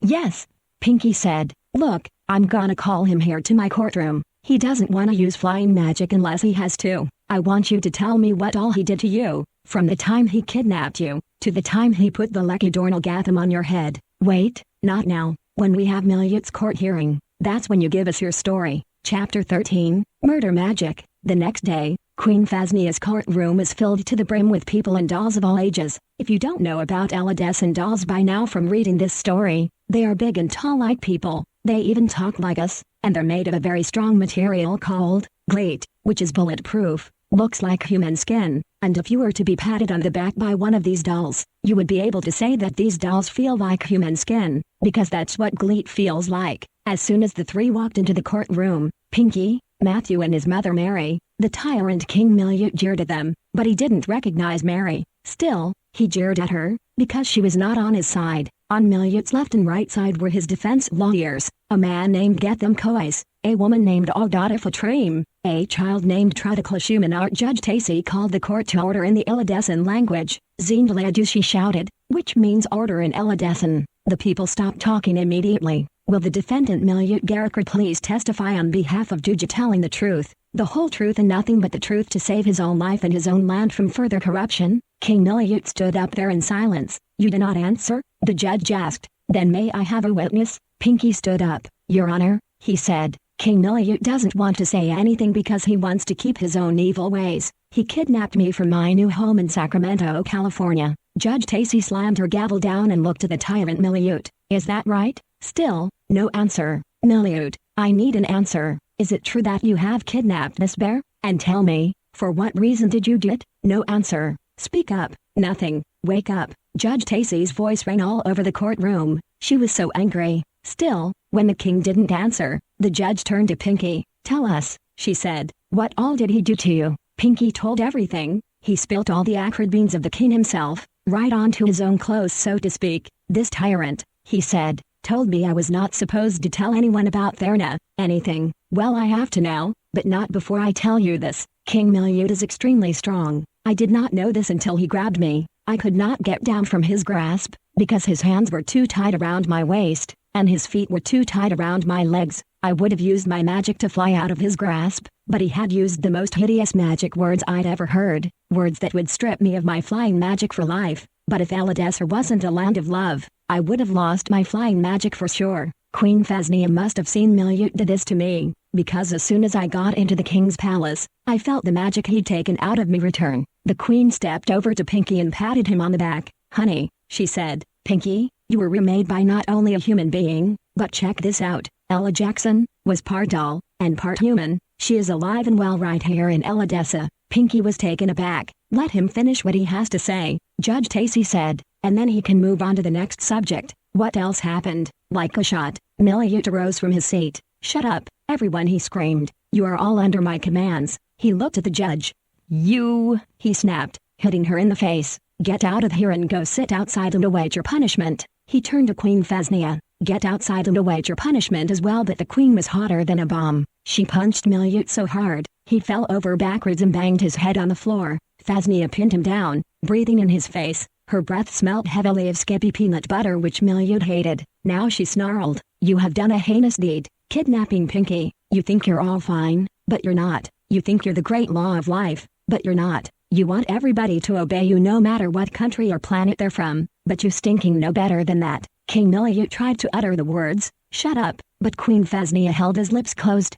No, she shouted in his ear, you are not allowed to say that word here. Say that again, and to prison you will go. All right, listen up, shouted King Miliut, struggling to get up.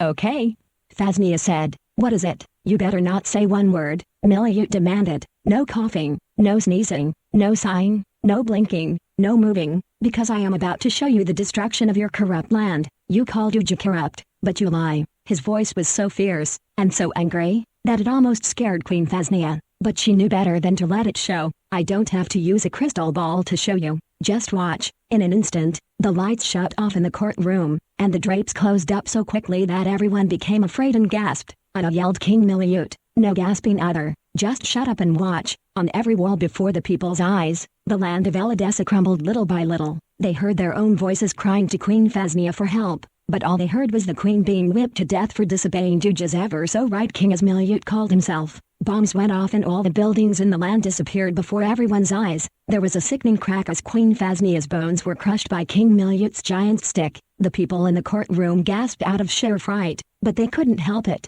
I said no gasping. You're under the laws of a new king now. This is a new Duja. Just for that, I'm making you watch the death of your queen. Phasnia had just about had it. Stop the video, she screamed. Shut up, Miliut screamed. Stop the video, I said. And I said shut it, Miliut bellowed. Phasnia took a huge breath of air, from the bottom of her stomach, to the top of her lungs, and blew the vision out. The people in the room cheered and clapped. Miliut ordered them to shut their applause up, but they wouldn't listen. Phasnia applauded too as a sign for them to keep going. This applause went on for what must have been 5 minutes, until a huge bolt of lightning flashed, and struck them all, except for Matthew, Mary, Pinky, Phasnia, Miliut, Judge Tacy and Clarion, who were hopping mad. Chapter 14, The War Between Eladessa and Duja. Pinky, Matthew and his mother, sister, brother and Auntie Doris, who came a week later, trained for the upcoming battle. They would need to learn how to use weapons, about weapon safety, and much more. It took a year to train for this battle, and many people came to train, from the country of Dalhanane to the island of Jalm,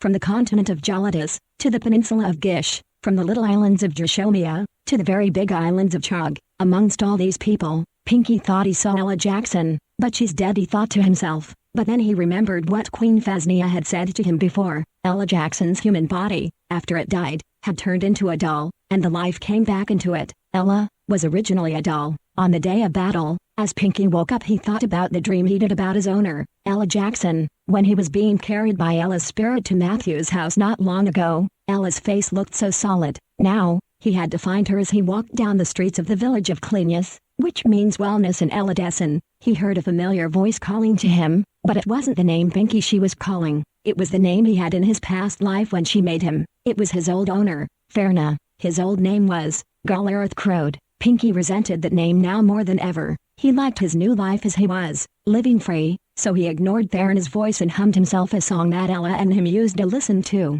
Galareth Crode, Therna called out, as she came closer. You need to come home with me. I am your life now. I should be the one you love more than anyone else. Forget Matthew Meno and Ella Jackson and everybody else you've ever known. It's time to move to Duja with me. There is peace in Duja. Pinky ignored her words and continued humming and walking along. Oh Galareth, Therna said, tickling his side. Gucci Gucci Goo. That was it. Pinky was fed up. I don't love you, Therna, he shouted. You abused me in my past life. Look at what happened to me. I know you won't admit it, but I will. You made me and Clausa do all your dirty work for you just to get Elidescen people out of your way. You wanted to make us your slaves, and when we didn't do what you said, you punished us severely. I remember the many times you whipped me because I wouldn't tell Queen Phasnia to resign from her throne. You wanted to take her place so you could make Elidescen a new Duja, but nobody here would fall for it. You even brought bees into your house to sting me if I didn't lie to everyone and say I was made in Duja. You're nothing but a big fat loser. I only want what's best for you,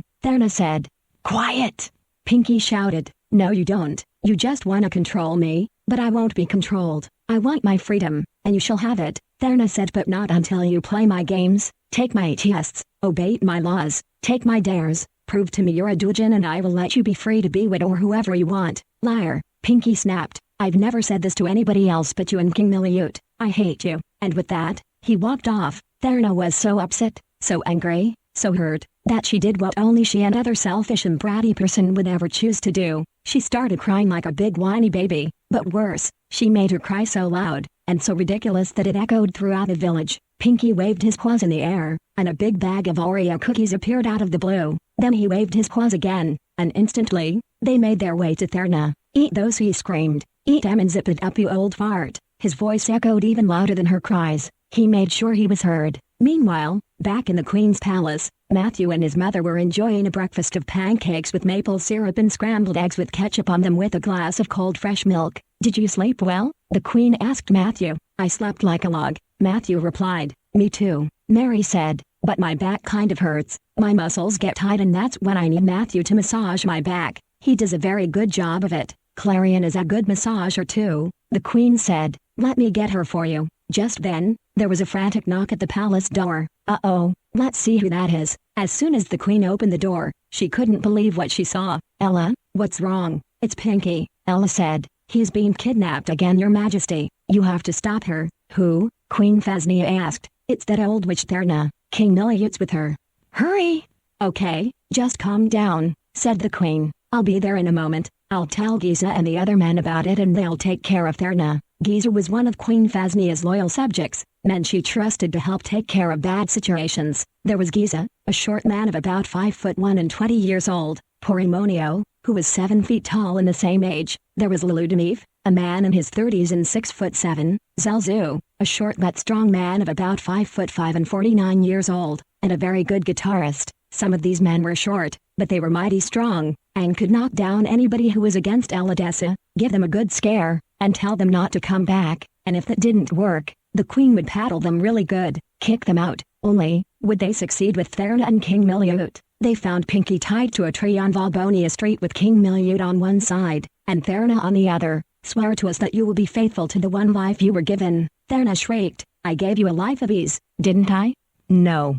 Pinky shouted. You made me do bad things. You made me hurt poor little children, ruin their days, poison them, and all the other stuff I mentioned. You stupid idiot. King Miliute sneered. Do you realize that by coming to this corrupt land, you brought Ella Jackson back to life, but not as a human? I've been told she was part doll and part human, Pinky said. Is that really true? Did you do that to her or is that how it was in the first place? Did she wish to be a human? No more questions. Therna said nobody did nothing to her. Here's how it happened. Ella was originally a doll, but one day, she wanted to be human and go down to earth. Queen Phasnia warned her to be careful of the criminals down there. The doll inside her still lived. Queen Phasnia made sure of that. I still want to call you Galareth Crode, because that is your rightful name. You hate that name, but you shouldn't. I destroyed you because you refused to do what I told you. The king had your stuffing taken to the disposal sea, but it ended up going to Earth. That stupid queen of Elidessa wanted you remade so you could have the life of an Elidessan teddy bear. My job is to undo what Ella did and make you Dujin again. Now help me, or I will destroy you again. Just then, all of Queen Phasnia's men charged in and grabbed Therna by the neck, but before they could get to the king, Miliut grabbed Pinky and disappeared into thin air. Queen Phasnia saw it all through her window, and yelled as loud as she could for her guards and soldiers. They went right after King Miliut, but he was far gone. Luckily they caught up with him in no time at all. He knew who they were and threatened to poison them if they didn't leave. There was much fighting, punching, kicking and gouging in Miliut's palace as the king's soldiers and Phasnia's soldiers fought it out. Miliut got a black eye after 10 minutes of fighting and he couldn't see out of his left eye. Pinky was in on the fight as well, kicking Miliut's soldiers in the shins and knocking them down. While carrying Pinky in his strong ratty hands, King Miliut had screamed some hideous magic words to remove the bear's magic away from him. Pinky was stripped of all his magic, except for the magic of his life, which Miliut could not take from him. In finding this out, Miliut was extremely angry. During the next several months, the king of Duja kept Pinky locked up in a dungeon where his scorpions were. He told the scorpions that this bear was to be their new dinner the first night Pinky came in, but the creatures wouldn't eat him. King Miliut put a giant bomb on his borders in order that he would scare any Elidessans away or anybody else, but Queen Phasnia was onto him. Queen Phasnia's soldiers would come with other men and women who had been chosen to go rescue Pinky. The queen was dealing with witches who by order of some other evil king came to take over Elidessa, so she sent her best soldiers to fight Miliut and get Pinky, but the king's bomb went off and they died. This kept happening for quite some time. The queen was not told anything about the bomb, what had happened to her soldiers or friends she'd chosen to help rescue our teddy bear friend or anything regarding where they were and when they'd be back. Soon, a traitor to Duja, a dirty rat that used to be human, came to Queen Phasnia's palace with the news. At first, she didn't want to have anything to do with him, because he was a rat from Duja, dirtier than any rat in the world, and also because Duja's people are evil, especially because King Miliut has turned most of them into rats. When this rat told the queen he had news about Pinky and about her soldiers, she came out. "All right," she said sternly. "What happened? Did you murder them?" "No way," the man who was now a rat said. "I don't even like King Miliut. That's why I left Duja. That king's a tyrant and everyone in Duja's gotta hear the truth. King Miliut says he's wiping Pinky's brain of all memories tomorrow morning. You must get as many people to help you and declare war on Duja. There's been a battle in Miliut's palace. The king's got a black eye, and he's had 20 seizures since then." Mary, Matthew's mother, had contacted Alexis, Matthew's sister, Jesse his brother, and Mary's and Matthew's friend Nancy Hanson and told them everything that had happened, and why she hadn't been home. Nancy said she had been worried about Mary and Matthew for a long time, and that it was time she and her husband Jim came to help fight in the battle against Duja. For months, Mary, Matthew, Alexis, their friend Nancy and Jesse trained hard for the big war to come. Elidessa was getting ready to fight. Humans, teddy bears and dolls trained like mad to win the battle to keep their independence. King Miliut was not going to let them live in freedom or happiness. He was going to wipe out the sun, remove the moon, the stars and the clouds, and remove the rain and snow as he magically did in Duja, but Queen Phasnia wasn't having it. The next day, back in Duja, in the king's so-called brain room, where he wipes the memories out of teddy bears, Pinky had been stripped of all his magic, his mind wiped clean of every memory he'd ever had, and the life was gone from him. Miliut had been gloating over his wicked deed for an hour. Pinky was now the size of a normal teddy bear, lifeless, a toy, and nothing but a child's favorite thing to play with. Miliut called for one of his loyal subjects to come and dispose of Pinky's body. "Thirfu," he said, "I want rid of this sickness once and for all." So Thirfu, one of Miliut's loyal subjects, grabbed a hold of the bear, walked out of the brain room, and shut the door. Miliut sat down in his easy chair, and tried to clear his brain of Pinky. He tried in many ways to do so by singing an old Dujan waltz. When that didn't work, he poured himself a glass of a Dujan wine called Gully Pullard Wazax. It was a strong sour wine made with every kind of Dujan fruit in the trees of Duja.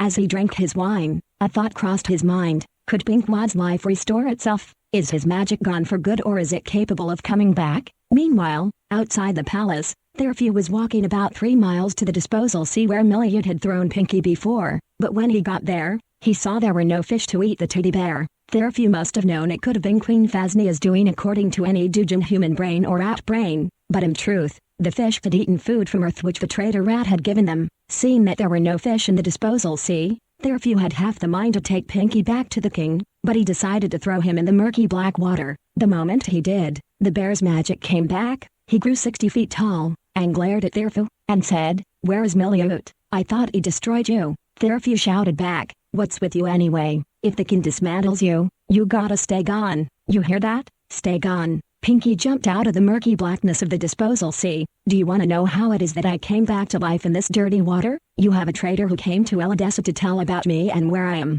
"Oh, shut up," scolded Therfu. "No," screamed Pinky. "I heard that in a land of evil, if some human or some evil creature betrays the wicked ways of that land, things start to change there. This water, for example, is starting to clean itself up. Duja has been lived for 1,000 years. Eladessa and Duja used to be friends until King Vordaprov corrupted it and forced people here to live their lives wrongfully." "What did I tell you?" Therfu shouted. "Didn't I tell you to shut your mouth? I won't listen to you, whatever your name is," Pinky said. "King Miliut thought he stripped me of all my magic, but he doesn't know that the love of Eladessa is stuck within me, ingrained in my body. If Miliut wants to destroy me, he'd have to try extremely hard, and I mean try so hard that it takes him years and years to do so, but it won't work. Only Zoldamana, the god of Eladessa, can destroy us if he wanted to." Therfu was speechless. He had nothing to say for a few moments. Pinky went on, "Duja's going bye-bye, and you'll have to pay for your cruelty to Eladessa." With that, Pinky waved his paws in the air, and off he went. When he got to Eladessa, he saw everybody training for battle.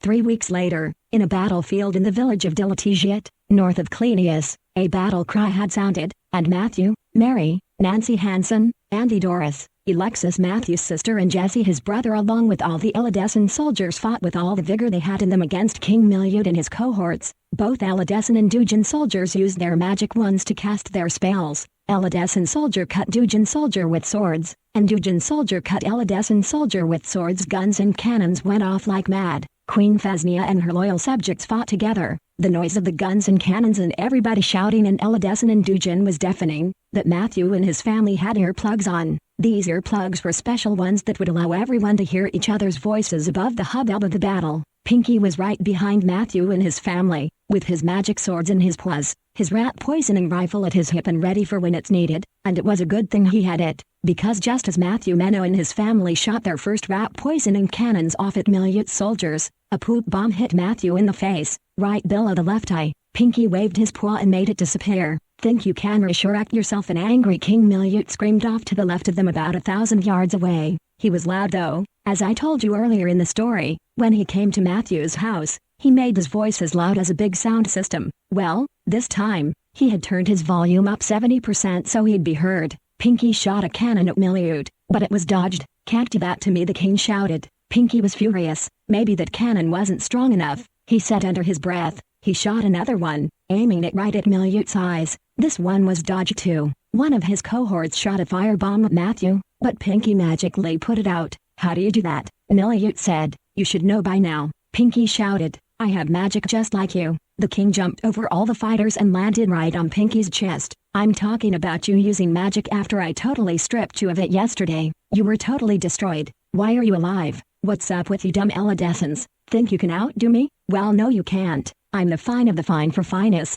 and if you don't know what that means, it means I'm the finest of all men in all worlds that ever existed. The fine of the fine for finest is an old Dujan English term. No earthling has ever heard it." Before King Miliut could say any more, Pinky pushed Miliut off him real hard with all of his weight. "All right, you wanna fight?" Miliut said. "We'll fight, but I give the first blow." Pinky knew better than to let the king have at it, so he struck Miliut in the stomach as hard as he could. In fact, he hit the evil rat so hard that he sent him flying high over the fighters, and he soared about 60,000 yards or so, until he fell with a hard plop on the dirty ground below. The battle continued throughout that day, and when night came, Pinky, Mary, Queen Phasnia, and Alexis along with Nancy Hansen ate dinner in the palace. There would be more fighting the next day, for Miliut wasn't done yet. He was nursing his bleeding head from when Pinky knocked him out. Chapter 15, Ella Jackson, the doll. 3 days later, after a day of fighting against King Miliut's evil soldiers, Ella Jackson, now a doll, called him over to where she sat at the big table of Queen Phasnia's palace. "I've been wanting to talk to you for a long time," she said. "Your voice still sounds the same,"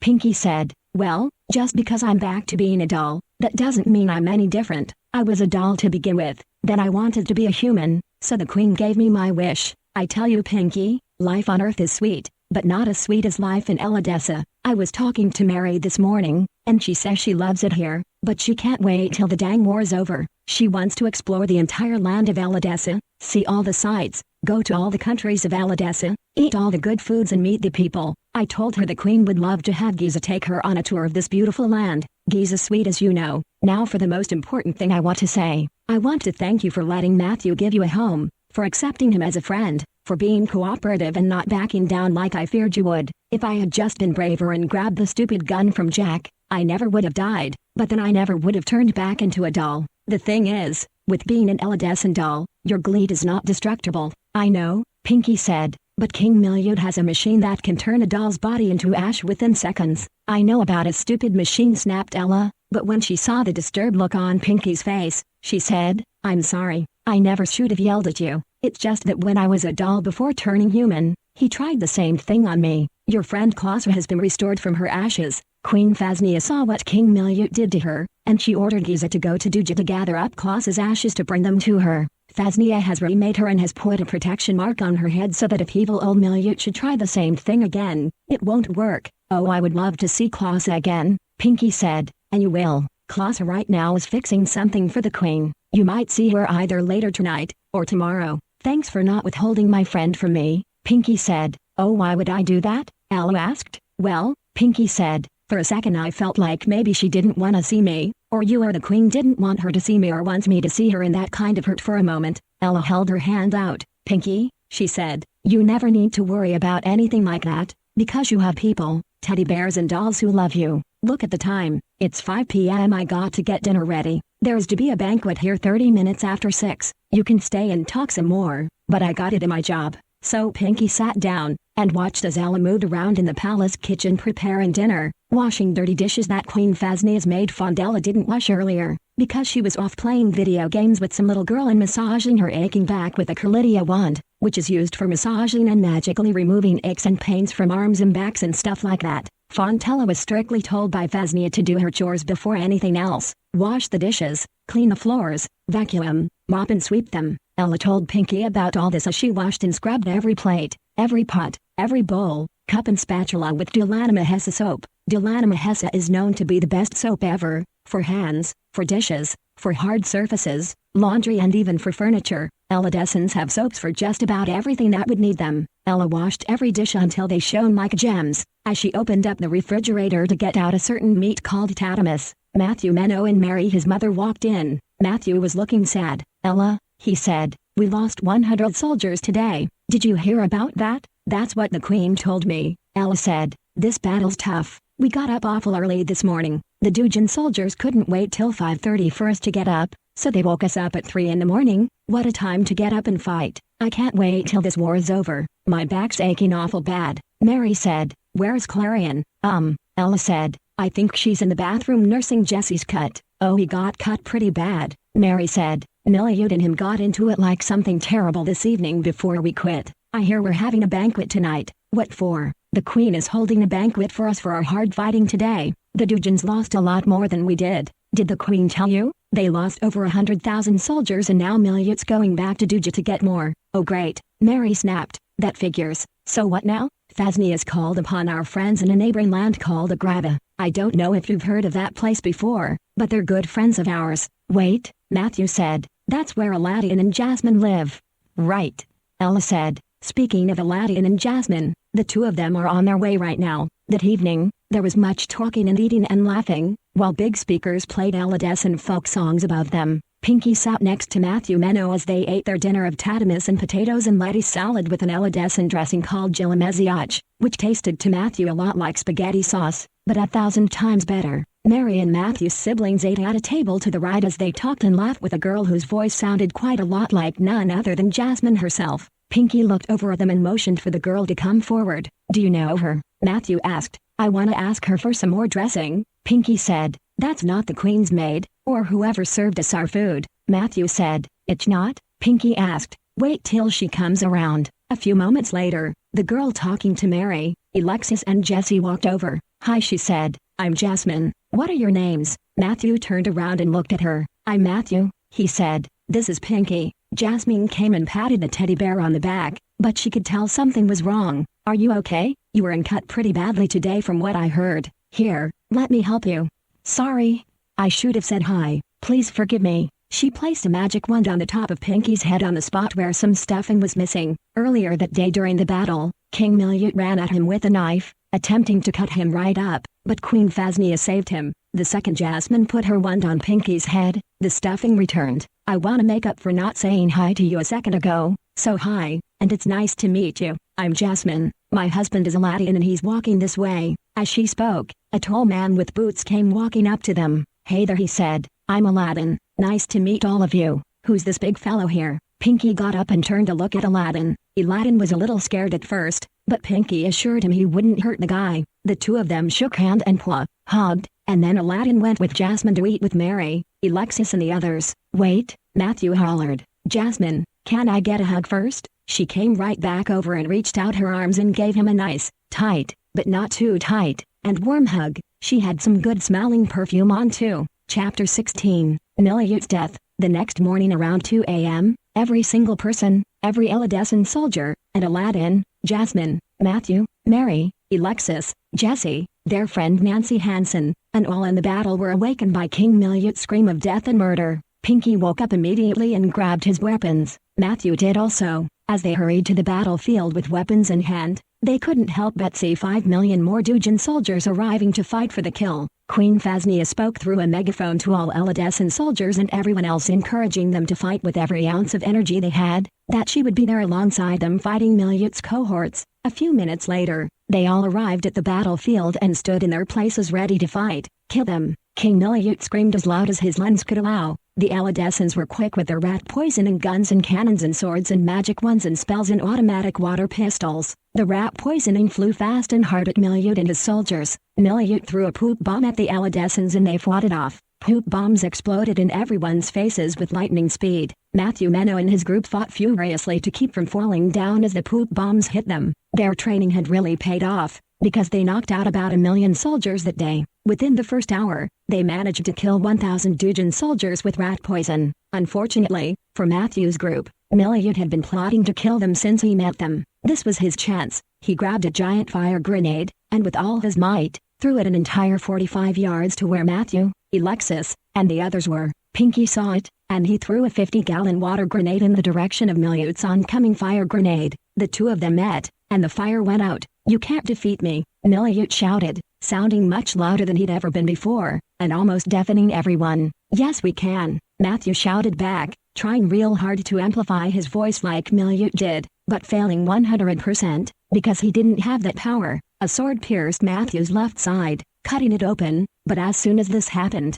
Queen Phasnia rushed over to him and put her magic wand on it and closed the wound back up. The one with the sword became angry, and stepped forward. It was Therna. "You dared to mess with my lamb," she shouted. "Take my beloved Gulleroth crowed from me, the one you call Pinky. I tell you, you need to die for this anti-Duja crime." Gulleroth crowed, "Stop fighting and let King Miliut kill these Aladdins once and for all." Pinky wasn't having it. He wasn't gonna listen to Therna and let her call him Gulleroth crowed anymore. "Gulleroth crowed used to be my name when I was your puppet," he shouted, "but I have a new life now, a better life, so you better just be quiet and go back to Duja where you belong." "Excuse me?" Therna asked in anger. "I love you," Gulleroth crowed. "I made you in darkness, but at least I made you with love, didn't I? You have no love." Pinky snapped, and he stabbed her in the heart with his sword. Therna went falling down to the ground with a thud. This made Miliut extremely angry, so he jumped over all the other soldiers who were fighting. In an instant, he was standing right in front of Pinky,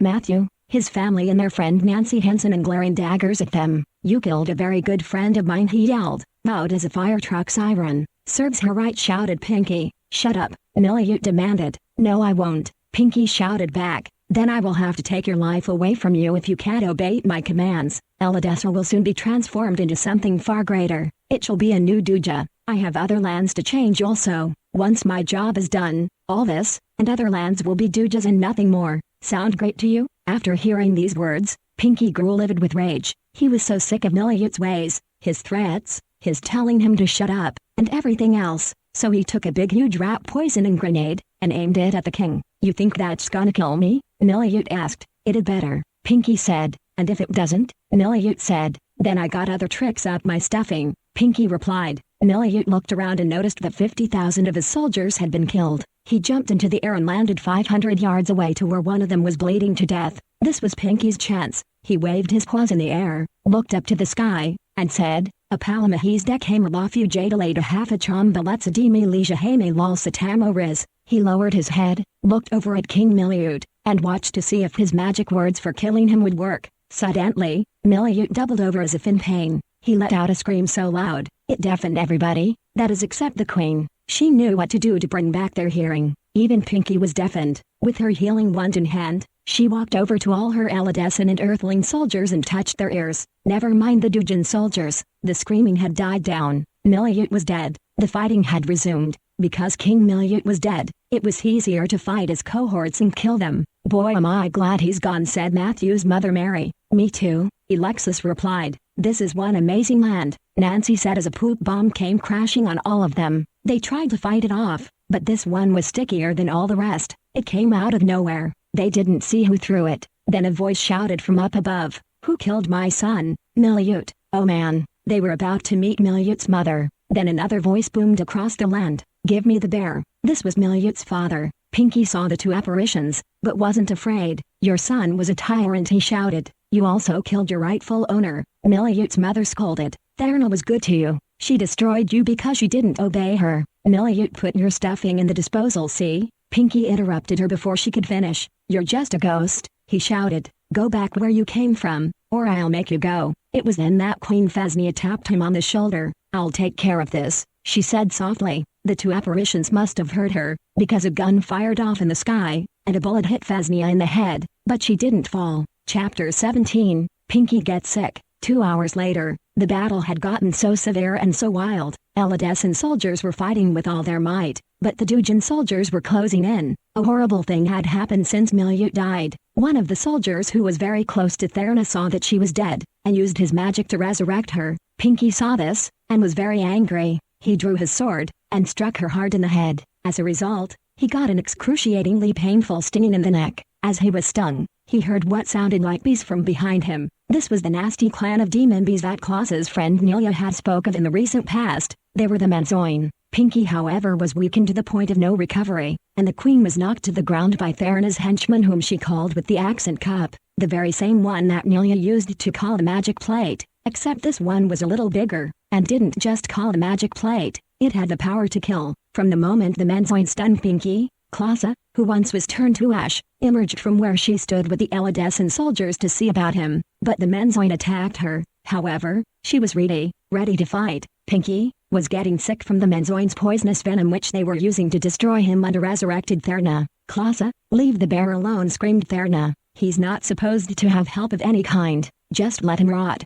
You hear me?" Klausa whirled around and shot a look at Therna. "Your days are numbered," she shouted. "Oh yes," coughed Therna. "Your precious queen is about to die at any moment, so is Clarion and the others." As Therna spoke, a bolt of lightning struck the evil woman on the head. Clarion, the doll who had greeted Pinky, Matthew and his mother had arrived with a lightning gun to kill Therna once and for all. When Therna fell, blood splattering everywhere, Klaus attended to Pinky. Queen Phasnia had already gotten up off the ground where the Menzoin had held her hostage. Clarion had hit them with lightning too. The venom didn't affect her, because her body was so full of magic, that nothing could harm her. However, the Menzoin had a certain method to destroy Pinky. Klaus brought him to the healing room of the Queen's palace for medical help. That is, medical for teddy bears, dolls and humans from Elidescent and Earth. Pinky was breathing raggedly and his chest was wheezing horribly. "Oh my gosh," Phasnia said. "Don't tell me he was stunned by the Menzoin too." "Yep," said Klausa. Just then, as they lay Pinky on the Queen's examining table, they heard the demonic buzzing of the Menzoin outside the palace. "Oh great," said Phasnia. "Just a minute, you give Pinky this medicine to drink. I gotta go fight them. Make sure he drinks it all. Here's a walkie-talkie. If he throws it up, you let me know. That means he's dying. If he is, I'll come right in and do my rescue work on him." "Okay," Klausa said, and she sat Pinky up, but he howled in pain. "It's okay," Klausa said. "The Queen's got you something here that'll help clear that venom right up. Drink it." Pinky did as she said, while breathing raggedly still. Klausa watched him carefully. Just as the Queen had suspected, Pinky vomited the formula up, and the noise of his vomiting filled the palace. Immediately, Klausa radioed Queen Phasnia. "He's vomited up the Zalchonia drink you gave me to give him," she said.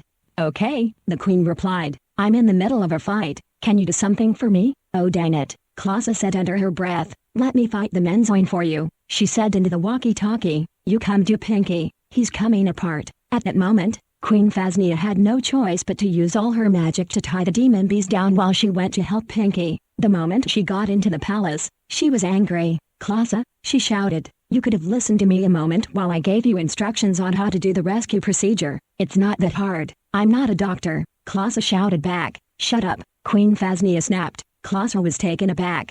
What? She screamed. I thought that word was against the law here in Eladessa and now you're saying it's not against the law. Queen Phasnia was now angry at herself for talking that way. She looked at Clausa who was standing there with fists clenched in rage. Phasnia wasn't happy with herself now that she let out a word that she and other queens before her told everyone it was unlawful in Eladessa to utter. Calm down, she said. I'm sorry, I was just overly angry. I had a furious battle with the Menzoin and they were trying to kill me. Luckily I was able to magically tie them down. Please calm down.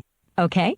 You don't think me a horrible person, do you? Clausa was still angry, but she was calming down. Well, you should have at least let me take on the battle against the stupid Menzoin. You got Pinky to take care of. With that, she walked out. Phasnia looked at Pinky. His life was all drained out of him. Why did I use such a hateful phrase, the queen said to herself, slapping herself on the hand. Then she tended to Pinky. He was no longer a teddy bear. He had been poisoned so bad by the Menzoin that he was no more than just a speck. But Phasnia wasn't gonna let this stop her rescue procedure. She grabbed from a top shelf a bottle of a certain liquid called Off-to-One-Emplazole, poured it over the speck that was once Pinky, and watched. Slowly, but surely, the speck grew. The next thing to do was this. When Pinky grew to the size of a normal teddy bear, spray some gelantic solution where the Menzoin stung him and wait for 1 whole hour for the stingers to lose their stickiness. An hour passed. Then Queen Phasnia sprayed more Off-to-One-Emplazole on Pinky. It was at that very moment that our friend Pinky grew back to his own size. When he came to life, his eyes opened, and he thanked the queen for saving him. Now I gotta go back out there and save Eladessa. No honey,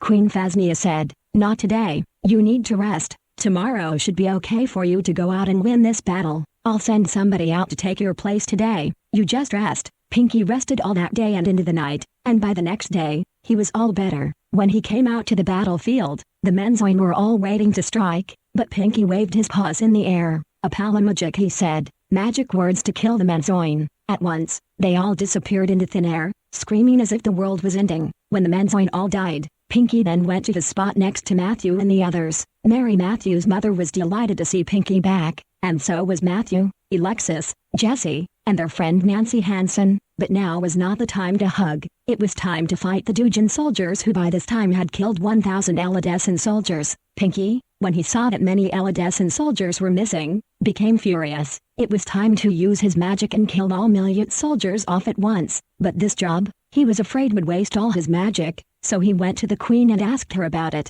If I went ahead and killed all the Dujan soldiers with as much magic as I dared, would that waste all my magic, he asked. Not necessarily, Queen Phasnia replied. You would waste it if you were to take control of the weather, and not even I can do that. Go right on ahead, take it away. So Pinky went back to his spot in the field, lifted his head to the sky, and shouted the Eladessan magic words for death, which he normally wouldn't use unless he or anyone there had to unsevanik mushuvigu marnrumakak di charher mahayivahaksu. With a huge flash of lightning and a loud clap of thunder, the Dujan soldiers disappeared into nothingness, leaving their weapons behind. It was then that the battle was over. Chapter 18, The Victory Party, and the Ghost of King Milyut. That night in the Queen's Palace, there was a huge get-together in the Great Hall with thousands of Eladessans who came to celebrate the victory over Milyut and his evil rat men. They weren't just men, they had been turned into rats by Milyut himself. At table 16, Matthew and his mother sat waiting for Pinky to come with his plate. Matthew's back was in excruciating pain from all that lunging and turning, jerking his back left and right to aim his weapons at those dumb Dujan soldiers.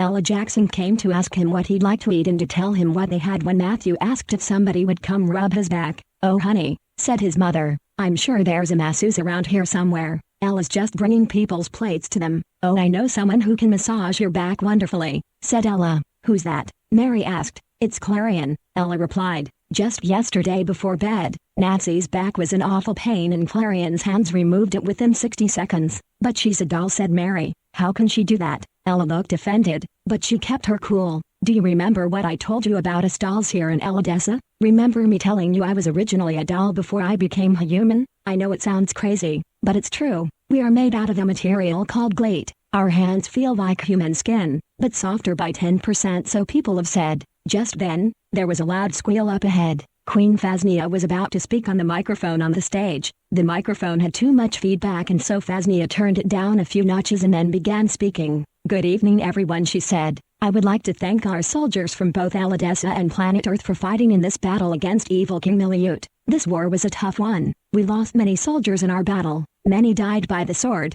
from magic spells, and even from the Manzoin which Pinky has killed this morning." The crowd erupted in applause and cheering as they looked at Pinky, who came to sit with Matthew and his mother. Where was Alexis and Nancy? It was at that moment that Pinky asked Mary to watch his plate that no bugs got on it while he looked for them. "Pinky," Phasnia said into the microphone, "where are you going?" "I'm going to find Alexis and Nancy," he shouted so Phasnia could hear. "Okay," the queen said. "Well, don't take too long, because the music's gonna start in a few minutes." Pinky went outside the palace, and looked around. Wait a minute, he heard something. Angry voices. He stopped. Where were they coming from? He listened real closely. They were faint. He couldn't tell where they were, so he looked up at the sky, summoned all the magic he could get, opened up his mind's ears to hear where and who those angry voices were. Yes, he found them. What? Alexis and Nancy? Were they fighting? Pinky listened for a few moments. No. They weren't fighting with each other, but with someone else. He listened some more. But who? A second later he heard a sickeningly familiar voice. King Miliut. Pinky took a huge breath of air, and with all his might, shouted as loud as he could go into the air. "Miliut!" It echoed throughout the village of Klenias. Alexis and Nancy stopped in their tracks. They looked left, they looked right. Who could have shouted Miliut's name? Pinky was at the palace where the party was to be, but Alexis and Nancy were running errands for Phasnia. They were just a few minutes late. The question is, how is it that Pinky could hear their voices from the palace porch? Oh yes, his magic. But Miliut, how is it that he's alive? Pinky became angry, and waved his paws in the air, and as soon as he did, he flew over Eladessa, looking for Alexis and Nancy Hansen. It wasn't long though before he saw them at an outdoor market, with angry faces. High above them was the ghost of the evil king of Duja himself, threatening to kill both Alexis and Nancy Hansen if they didn't go home and leave Pinky to him. "Alexis," Miliut shouted, "you take your brother, and you go home to Earth where you belong, and get out of this land, and leave Pinky to me." Immediately, Pinky jumped down from the sky, landing right next to Alexis. He glared up at Miliut. "What do you want with me?" he bellowed. "I destroyed you once, and now you come back again. What's it gonna take to kill a ghost?" "I'm not a ghost," lied King Miliut. "Don't lie to me," Pinky shouted. "You know darn well that's what you are, and I'm not letting you ruin this land. Eladessa is a land of love, joy and happiness, peace and tranquility, and you mean to destroy that? Well, no you can't. Just go." "All right," the spirit said, "but I'll be back to take my property." "I'm not your property," shouted Pinky. With that, Pinky grew 20 feet tall and grabbed Alexis and Nancy both. With Alexis and her on his back, he flew back to the palace just in time for the band of Eladessan musicians to begin their concert. That night, the band played everything from Eladessan folk songs to American hits from the 50s to 2000s. None of the Eladessans had even heard the 90s music from Earth before, because as I said to you earlier, in Eladessa, they are years behind Earth. They are in the 80s. The technology in Eladessa however has advanced much faster than Earth for the 80s. They got cell phones, iPads, iPods, the internet, and everything 2000s in the Eladessan 80s. The music in the Eladessan 80s is just the same as the 80s here on Earth, but from Matthew's point of view, 1,000 times better. The whole night they were singing and dancing. Nobody had to worry about Miliut or his soldiers, but when Phasnia saw his spirit in the sky after everyone left, she became livid with rage. "Get your ghosty self back where it stinkin' belongs," she screamed, "or I'll slap you all the way to Kingdom Come." King Miliut's ghost glared down at her from the blue. "I never got to take over Eladessa," he said, almost crying. "Yeah well you can't," Phasnia said. "Eladessa doesn't want you. Look at Duja now, it's brightening up. The sun you wiped out is rising again. The moon you destroyed is slowly resurrecting itself. The clouds you completely destroyed have reformed themselves all because Pinky took your evil life from you. Look at what you've done to your people. You turned them all into rats. Look at them now. Lots of them are losing their ratty bodies and turning into humans again. You polluted Duja with your wickedness.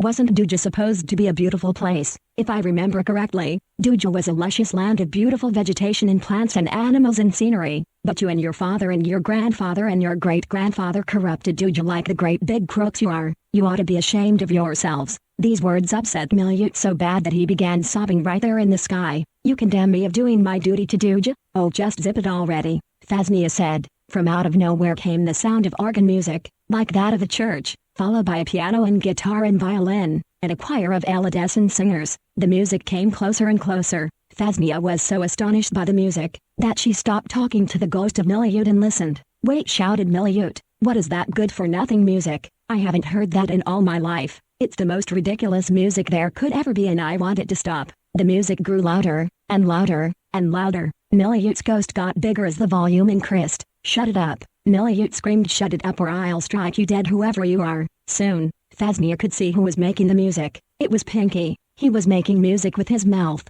Pink, what? The ghost screamed. I told you to shut it up. Do you want me to bomb you dead? Pinky still continued his beautiful ghost-killing music all the while adding more instruments to the song. With a blast of lightning, Miliut came down from the sky, and Pinky and him fought it out like bulls. The music had stopped. Punches flew. Miliut tried to gouge out Pinky's eyes, but the teddy bear was too quick to stop him. Death to the ghost. Pinky shouted. Shut up, Miliut said. No. Pinky shouted. Chapter 19, Leaving. The fight between Miliut's ghost lasted about an hour or two, before Phasnia whispered some magic words in Pinky's right ear. Those words will destroy Miliut once and for all, she said. Pinky knew the ghost could hear her, but he had to say them quick. Larkso Larksanini Jub, Hohabala Buganor Nami of Arnrub. The whole time Pinky was uttering these magic words, Miliut tried to shush him, but Pinky was too strong for him. When he finished, Miliut let out an ear-piercing scream that deafened Pinky totally. The noise echoed throughout the entire palace, ricocheting off of walls, floorboards and the ceiling and everything. Phasnia walked up to Pinky with a healing wand. She put it in Pinky's left ear. It popped and he could hear out of it again. Then she did the same with his right ear with the same results. When Pinky could hear again, he turned around and thanked Queen Phasnia for all she did for him and his friends. I believe Matthew, Mary, Alexis, Nancy and I will be going home soon. Phasnia said they were absolutely free to go, but they needed to get some sleep,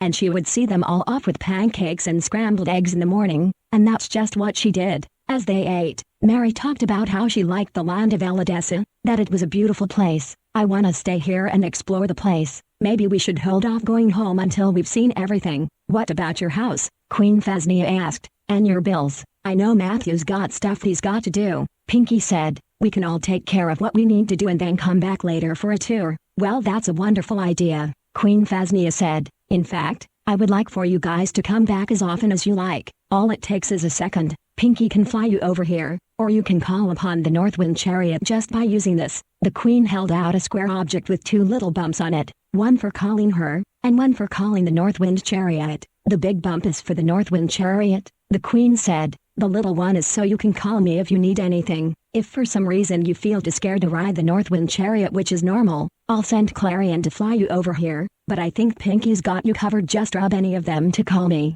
Oh, wait a minute, I got some gift for all of you. You guys finish eating, I'll get them for you. Everyone finished their breakfast as the queen went into a room to get everyone's gifts. A few minutes later, she came out with a big huge box of stuff. Whoa, said Mary, what is that? This is for Matthew, Phasnia said. Mary, you told me a few days ago about Matthew and how he loves music, about how he loves to record. We talked for quite a while and you said he's not always gentle with the buttons on tape recorders. Well, this boom box is made for strong fingers. Matthew, I know you're gonna like this one. It has auxiliary, double cassette, a CD player, and best of all, my favorite, a vinyl record player. I'm also gonna send you home with some records. In fact, I'm gonna have Pinky take you guys home first and then come back for all this stuff. Mary, I have for you an iPod. It holds years and years worth of music. You can download up to 20 years of music on this thing. It'll help you find music on here. Let's say it's 2065, and you're searching for 2020. This iPod makes folders for you and allows you to rename them what you want. It'll tell you what year you downloaded your music and everything so you won't be lost trying to find what you want. Wow, Mary said. Alexis,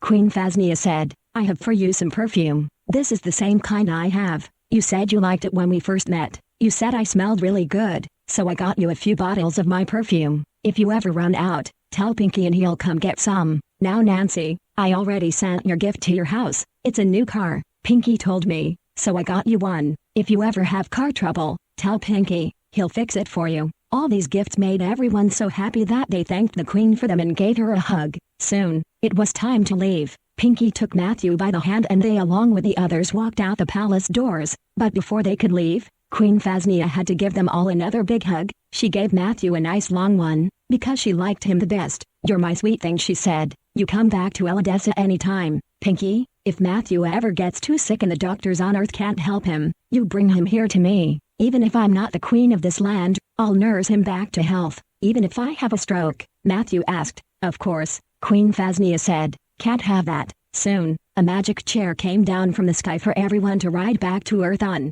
This one had seatbelts for all of them. Everyone buckled up, and as soon as everyone was comfy, the chair slowly rose up, and when it reached skyward, it took off. They whizzed past Eladessa, Duja, which was now full of sunlight. Then they passed Agrabah, where Aladdin and Jasmine still lived, and other fantasy lands. Then in no time at all they whizzed past all the planets in the solar system, past all the galaxies by and almost met some aliens along the way until they finally came down to Earth. Chapter 20, Home. Matthew, Mary and Nancy Hanson got off the magic chair, but Pinky stayed on. He had to go back and get everyone's gifts. Matthew's wife, Nancy Johnson, whose name was now Nancy Meno, greeted them with a warm smile. "Well, it's good to see you guys back," she said. "Yeah," Matthew said. "Wait," Matthew's wife said. "Where's Pinky going?" Matthew told his wife about the gifts that his mother, Alexis, the other Nancy Hanson, and he were given by the Queen of Eladessa before returning home. "Where are they?" Nancy his wife asked.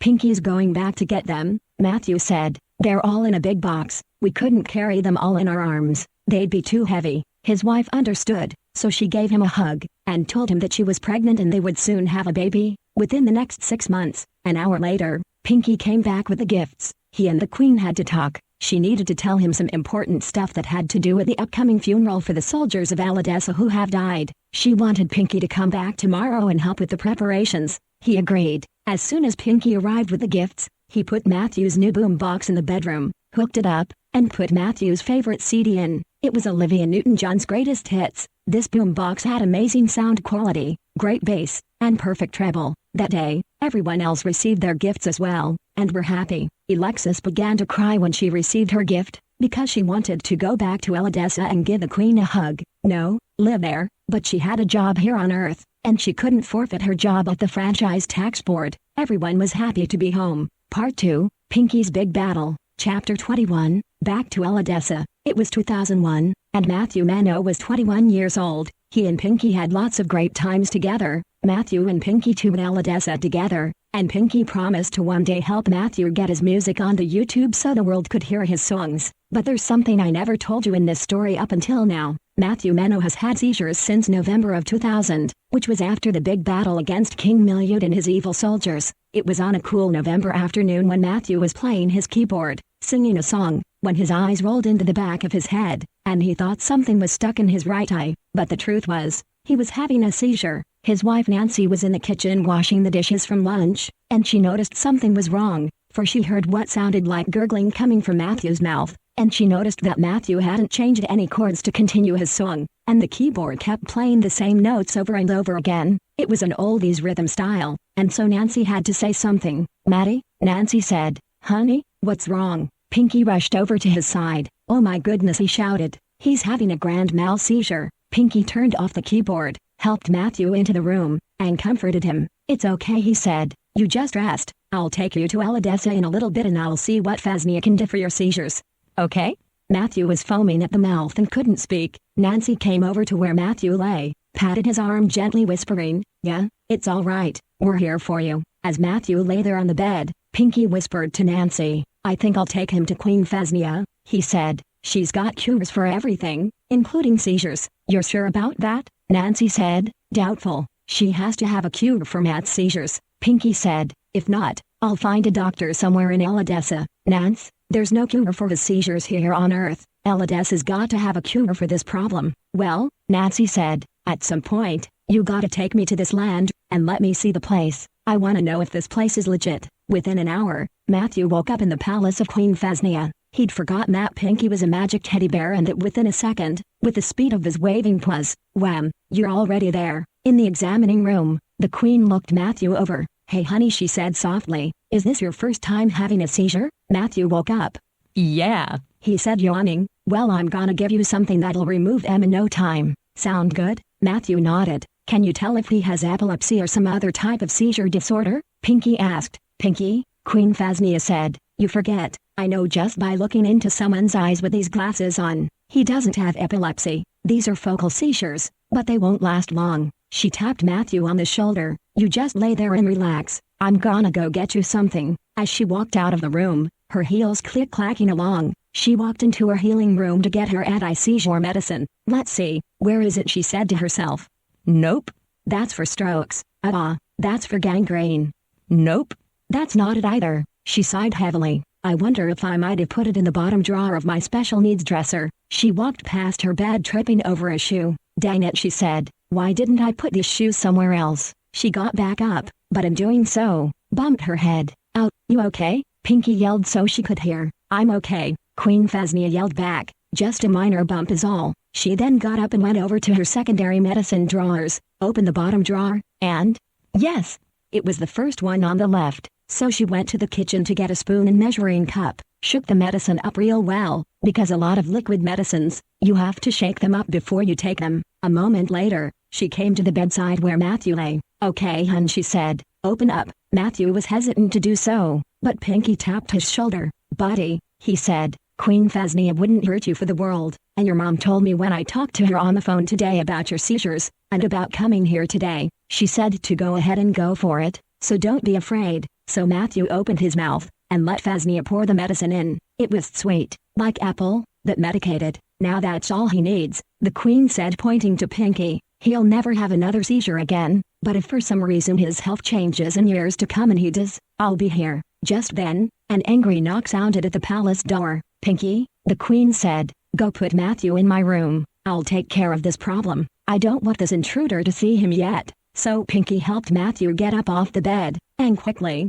but carefully walked him to the Queen's bedroom. There was intense arguing going on in the living room of the palace. Pinky listened closely to everything that was said. In an instant, when he heard Klaus's name, and what sounded like the word murder, and arrest, he had to go check things out. "Stay here," he said. "Okay, Betty, I won't be long. If you need anything, the Queen has an intercom right here above you. Let me show you. There's a keypad here. The button on the left, that's lock. That makes it so everything is heard in here. This button next to the lock button is talk. Press that one. To the right of that one is the siren. Press that one if it's an emergency. I gotta go." After he left, Matthew lay there resting on the bed, still feeling weak after that awful seizure. He could hear the fighting going on in the living room, because the walls were thin between her room and the living room. There was a loud thump, like someone had fallen and hit their head, and a shout from Queen Phasnia, "Get out!" A moment later, Pinky came back, with Queen Phasnia behind him. "Is Matthew okay?" she asked.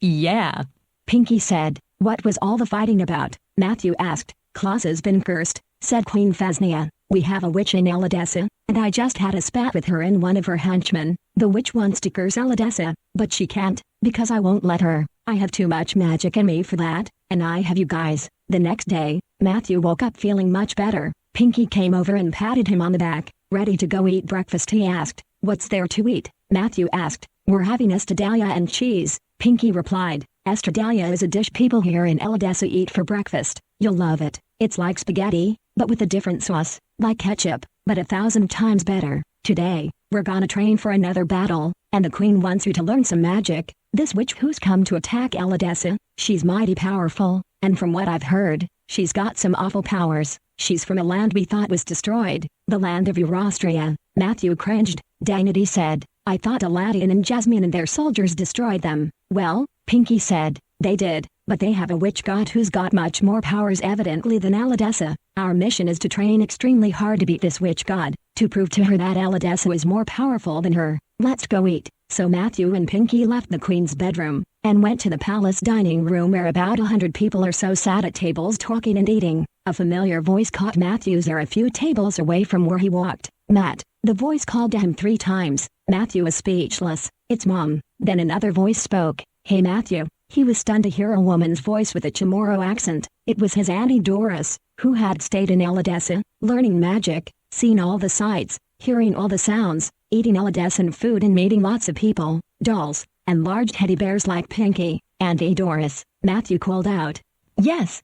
Andy, Doris said. Nice to see you again. Come sit with your mom and I. So Matthew sat next to his mother and Andy. Listen, said his Auntie Doris. I've been told that there's a big battle coming up, and I've been training hard. If Queen Phasnia says yes, I hope to be your training partner. An evil witch is plotting to take over Eladessa. She's got a whole army of criminals with her. I've met her, and it was not nice meeting that little snot. Matthew, don't let her get to you. She'll tell you everything she knows about you. She knows about our family. She even knows about me and my childhood, and what I did. I tried to stop her from telling me what she knew, but she shouted me down, gagged me, even poisoned me, but luckily Queen Phasnia nursed me back to health. This witch is crazy. I've heard stories about her. Be aware. A second later, Matthew's brother and sister Alexis and Jesse came to the table with plates of estadia. I'll be back with your plate in a second, Alexis said, patting Matthew on the back. You're gonna love it, Mary said. During breakfast, there were anxious conversations everywhere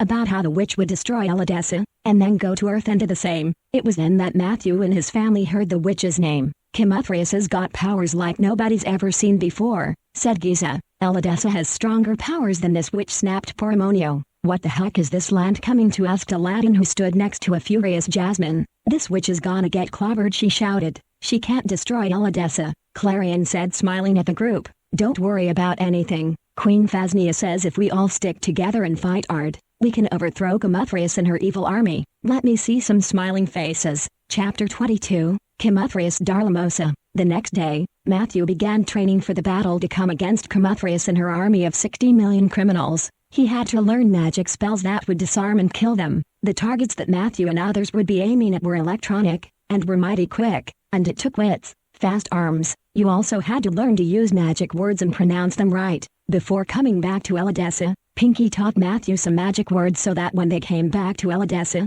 and they had to fight against an evil overlord, Matthew would know them. In the past, while at home, Pinky had helped Matthew's family out with his magic, fixing Matthew's wife's Ford Bronco, turning the electricity back on when the power went out, and when the neighborhood had a blackout, Pinky stopped it by waving his paws. The people in the neighborhood thanked Pinky for saving them from the blackout so they could go on with their evening. Some were still eating dinner, and kids were doing homework, and people were driving on the road. During the training, Mary, Alexis, Jesse, Auntie Doris and Pinky stood with Matthew to help him along. However, the targets they had to train against were quick, shot darts at the trainees, like the darts you throw at a dartboard. These were the same darts, but bigger. Kimothraeus evidently used her magic to make them bigger to test the trainees. Matthew, Pinky, Auntie Doris, Mary, Alexis, who had also come to fight in the battle, Nancy Hansen, her husband Jim, and the others had to use their magic to dissolve the darts. They were all doing a pretty good job of it, until an hour later, when the electronic Kimothraeus dummy which they were training against started throwing the darts with more and more speed, and harder each time. Queen Phasnia gave them all instructions. If the Kimothraeus dummy throws harder, remember to use the disappearing spell I taught all of you. Matthew tried it, but the dummy came at him with a fist hard as stone, aimed for his eye, and swung. But Matthew jumped back, and the dummy hit air. Then the Kimothraeus dummy lunged again, this time aiming for his head. Matthew didn't have a chance to get away. The electronic target hit him so hard that he fell on the ground with a thwop. His eyes rolled into the back of his head, and he foamed at the mouth, and he was having a full-blown grand mal seizure. Queen Phasnia was hopping mad. She knew who was at fault. It was the real Kimothraeus herself. Mary walked over to Matthew. Poor thing, she said. My poor son. Then she looked at Queen Phasnia. I thought you cured him of these seizures, she said. Mary, the queen said, Kimothraeus has the power to undo cures. She has many powers that nobody's ever seen, not even us here in Eladessa. That's why we're training to fight against her. If we have to, we might have to get our friends from the land of Zoldia to help us. Some of them you remember from Disney cartoons and movies on Earth. Snow White, Ariel, Belle. I think Snow White, Belle and Ariel will be able to help us, but let's try and fight this on our own if we can. I hope we don't have to use other people just yet. I believe in being strong, so let's use what weapons and magic spells we can, and make some of our own. Mary, I'll take Matthew in for the day. He can rest until later. I'll give him more of my anti-seizure medicine. Weeks came and went. Matthew was nursed back to health, and back with the others on the training field with everyone else. As he took his place with Pinky, his mom and Auntie Doris, an angry voice filled the air.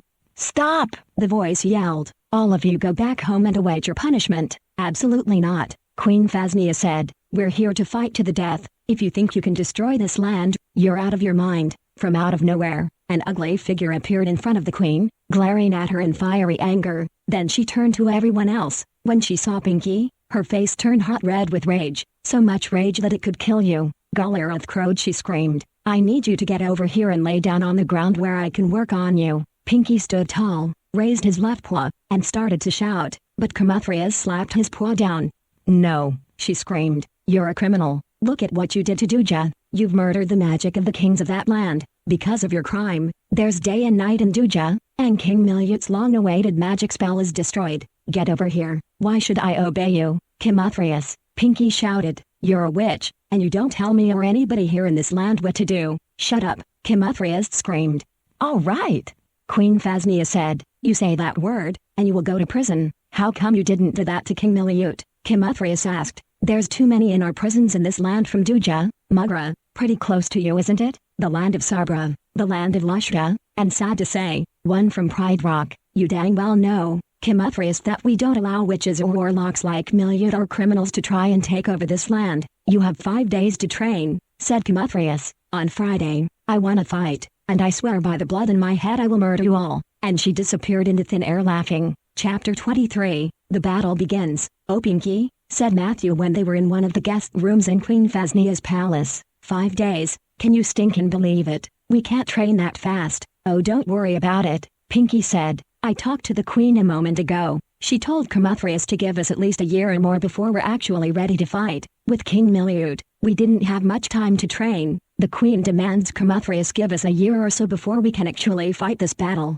Now if she can't, we have to get our Disney friends to help us." "I can't believe this," Matthew said. "We met Aladdin and Jasmine, and that was absolutely beautiful. Snow White, if we meet her, shucks, that would be absolutely wonderful. She's probably an old lady by now." "Matthew," Pinky said, "nobody knows this on Earth, but from what I learned from Queen Phasnia, Snow White, and all the princesses who are probably queens by now have magic powers. Jasmine is queen of Agrabah, and at the same time she's helping us in our battle. She's helping her kingdom too. The criminals that want to destroy Eladessa, they want to destroy all the lands we read about in fairy tale books and other fun story books." Matthew was shocked. He didn't have anything to say for a moment. When he finally did speak about 30 seconds or so later, he said, "Amazing." The next morning, in the training field, Matthew walked out to find Pinky talking to an older woman with a familiar voice. Matthew gasped. Snow White? Was Pinky lying to Matthew, or did something happen to Snow White that wasn't allowed to be told to the world? Pinky turned to Matthew. "Good morning," he said. "Did you get the plate of waffles I put on the table for you?" "Yes, I did," Matthew said. "This is Snow White," Pinky said. "Andrea White," the woman said. "Snow White was my nickname as a child back in Zolia years ago, and I didn't like it very much, but I don't mind it so much now. Pinky told me that you had magic powers and therefore you stayed young. You look and sound old," Matthew said. "What happened to you, or should I say, Pinky? Were you lying to me, buddy?" Pinky said. "You should let Snow White explain her story. She told it to me, and I think she should tell it to you." He pointed to Snow White, or as she said, her real name was Andrea White. "I was cursed by Camuthrias back in 1980, back on Earth. The reason being is because I thwarted the woman who gave me that poisoned apple, and nobody knows this, but Camuthrias was her boss. She was everyone's boss. She was the boss of the stepmother and stepsisters of the girl you all know as Cinderella, but Cinderella's real name is Cindy Rockford. I could go on and tell you the real names of every one of the Disney princesses, but we need to get to business. Let's go save Eladessa." Meanwhile, back in Queen Phasnia's palace, there was a vicious argument going on between the queen and one of Camuthrias's henchmen named Horfus Thrausian. It was true, Clausa had been cursed, but why? How? What was going on with her? "You can try and protect Eladessa all you want," Horfus said, glaring at the queen, "but you won't succeed. All of you, every last one of you, have killed off the luster of Duja, and now, because of your foolishness, Duja looks just like any other place. Day, night, flowers growing everywhere, rats turning back into people, and worse yet, what was supposed to be the royal disposal sea, has now become an ordinary ocean. And why not?" Queen Phasnia shouted. "Look at all the evil King Miliut has threatened to do to Eladessa. For years, he and his father have sought to ruin us, and before them, those from your neighboring land Mugra, Dracula and the Headless Horseman and all of those guys came after us to destroy our land. That was when my mother Malsavius the 27th was queen about 10 million years ago. Do you think I care about that?" Harvest snapped. I don't even want to hear about your mother. You're worse than her. You favor planet Earth. You violate the protocol of the Eurostrian Book of Creation. Do you know what that is? It's the book that tells all people of all lands what and what not to do starting at birth. You were created by Grinder Mandaroth the Prot, God of all universes, and if your mother was smart enough she would have taught you Grinder Mandaroth the Prot's laws, from the Eurostrian Book of Creation, starting in Chapter 1, all the way up to Chapter 997,532,968,119. Get out of here, Queen Phasnia screamed. Eurostria is going bye-bye. You think you can force us to read such a dumb book? Well, you're wrong. Elidessa's god is Zoldamana, the queen of all things in this land. With a huff of rage, Horfa stormed out the door, and disappeared into thin air. Within a month or so, Kimothrias started growing restless for war, and while drinking her booze one morning, she texted all 10 million soldiers in her army, "Get ready to attack Elidessa. They're training for battle, but we must murder them as soon as the start of tomorrow. Meet me at the Golkinoma Air Force Base in 5 minutes passed, and Kimothrias and 10 million of her soldiers were ready to leave Eurostria for Elidessa. Everybody hold each other's hands and say the incantation with me. We must all leave together in one piece. Elidessa's got barriers that could tear us all apart. They hate us, but we must work together to fight those barriers. Say the incantation with me nice and loud. Scream it." So they all took deep breaths and looked up at the cloudy sky, and screamed, "Yezra Shafril Naya Galila Flananamamodia Jalakriapacha Nilsb." In an instant, they found themselves standing in front of the gates of the village of Klenias. They then flew off to the battlefield where everybody trained for war. It was time for the loudest and craziest and most angriest war cry of them all. Back in Queen Phasnia's palace, everyone was waking up and getting ready for another day of training, when Kimothrias gave her battle cry.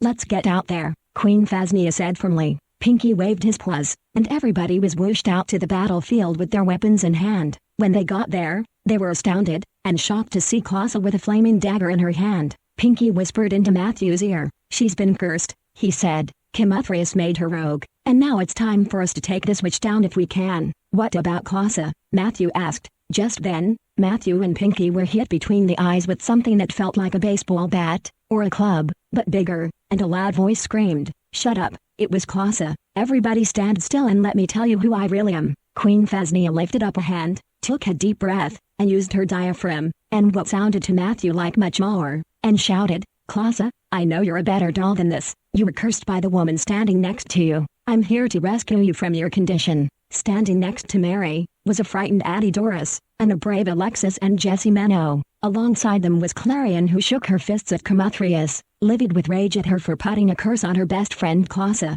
"Shut your trap, you so-called queen," Kimothrias shouted, trying to get louder than Phasnia, but she realized her magic was being dismantled bit by bit. Rather than let it show, she kept on fighting. "Your throne is about to be taken over by someone far wiser than a weakling like you." Queen Phasnia was furious. "Excuse me," she screamed. "Weakling, I'll show you how strong I am, and then you'll zip your filthy lip if you know what's good for you." Little did Phasnia know that Kimothrias was summoning her Eurostrian god for more magic powers, the one named Grinder Mandaroth the Prot, the one called Queen of every land. Queen Phasnia waved both hands in the air, and her palace left its foundation and went up into the sky. "I can do that," Kimothrias said, laughing. In a second, the queen brought the palace back down on its foundation where it belonged, right smack dab where it should be. "Oh yeah," Phasnia said, shaking a fist at the witch. "Can you make Elidessa move? Can you change the weather? Can you change time? I can do all of that if you just shut up." "It's against the law here in Elidessa to use that phrase," the queen snapped. "Well," Kimothrias said, "that law needs to be killed, because shut up is honored and glorified in places like Eurostria, Duja, Mugra, Sobria, Justia, Nildia, and even by some people on Earth. So how can you ban such a beautiful phrase as that? Go back where you came from." Mary shouted. "Get out of Elidessa!" the warriors all shouted, Earthlings and Elidessans all yelling at once. Matthew realized that the queen had called thousands of others to help fight in the war, Elidessans who have fought in past battles. "Okay," Kimothrias screamed. "You wanna try and kill me? I got 10 million soldiers. You wanna kill Eurostria? I'll summon the rest of them right now." And with a wink of her eye, and a wave of both hands, 50 million other soldiers appeared out of the blue with guns, cannons, poison grenades, magic wands and other weapons. Everybody knew it was time to fight for their lives. Kimothrias wouldn't listen to Queen Phasnia's advice to give them a year to train, because she wanted to either take over Elidessa or destroy it, so everybody trained extra hard. Just as the battle began, Ariel, Baal, and the one we know as Sleeping Beauty arrived to fight in Eladessa with their weapons in hand. Chapter 24, Tragedy, Part 2. This battle was worse than the one they fought against King Miliute. No matter how many magic spells Pinky, Matthew, Mary and the others cast on Comuthrius and her cohorts, they counterattacked with stronger magic, but that didn't faze anybody. They fought with all their might. Queen Phasnia gave each of them a copy of a book she had of magic words for spells they use against even the strongest of enemies, but even that wasn't working. For a month, they attacked the Eurostrian henchmen of Comuthrius, and she counterattacked with the worst things imaginable, things like poison ivy bombs, poison oak bombs, mononucleosis bombs and a whole bunch more. But every time she struck, they fought her off. Their training had paid off, and Queen Phasnia and those around her did a good job training them. One morning after 4 hours of fighting poison ivy bombs and mononucleosis grenades and counterattacking them, Matthew turned around to find Pinky gone. He yelled for Queen Phasnia, but his voice was unheard over the sound of the guns and other weapons and all the magic noise. When night fell, Matthew looked all over for Pinky, with his mother and crying Auntie Doris, his sister and brother by his side, and the Disney girls behind them. About 50 yards ahead was Queen Phasnia lying dead on the grass, with Pinky crying on her shoulder. Way over on the left, about 100 yards, stood Comuthrius, watching, but nobody was looking, except Mary, who glared at her fiercely. Pinky called Ariel over. "What's she gonna do?" Alexis asked. "I don't know," Mary said. Pinky looked over and saw Comuthrius jeering at them all. "Murderer!" he yelled at the top of his teddy bear lungs. Pinky, as you know, was big, like a man, and he had magic in him, and he was alive. So yes, he had lungs. Comuthrius stomped over. "Get away from her!" she snapped. "No!" Pinky shouted. "Get out of Eladessa!" And with that, he looked up into the sky, summoned all the magic he could, and grew 50 feet tall, and ran at Comuthrius, knocking her flat on her face, but she didn't fall. He tried again, but nothing. This time, it was Comuthrius's turn. She had growing magic too, but she grew much taller than Pinky. "Whoa!" Pinky shouted. 6,000 feet, and he waved his paws into the air, and grew 80 billion feet taller than her, and ran right at the witch, and with a loud thwop she hit the ground. Pinky then shrunk back to the size of a man, and then went back to where Queen Phasnia lay on the ground. "What do you want me to do?" Ariel asked. "Do you have life-giving magic?" Pinky asked. "Because Comuthrius has power to undo our magic, and we can't have that." "Well," Ariel said, "my magic cannot be undone." Comuthrius shouted from where Pinky knocked her down. "Eladessa is soon to be a thing of the past. Your land used to be the most powerful land of them all, but then when Grender Mandarothaprat told us it was time to destroy this land, she gave us a storm of so much magic, it was the greatest thing we ever had. So stop trying to hold on to your sovereignty, and surrender to Eurostria. I killed your queen, because you destroyed too many of my henchmen, my army, and I can't have no army. Now, are you going to surrender or am I going to have to kill you? We're here to help save Eladessa," Matthew shouted. "Oh, and I suppose you're here to take Phasnia's place," Comuthrius jeered. "Enough," Pinky screamed. There was a scream from 5 yards away. Pinky looked over and saw Clarion walking over. "Phasnia," Clarion screamed, "you cannot die yet, it's not your time." Comuthrius jumped up and ran at Clarion and was going to slam her to the ground, but Clarion was hot. She waved her feet in the air, and disappeared into thin air. She was still there however, and she walked over to Queen Phasnia. "Phasnia," she said, "what's happened to you?" Pinky glared at Clarion. "I should be asking you the same dang question," he shouted. "What's happened to you? We needed you in the battle. Where were you?" "Queen Phasnia needed me to watch over one of the Earthling kids who just came here last month. She's been sick for a long time.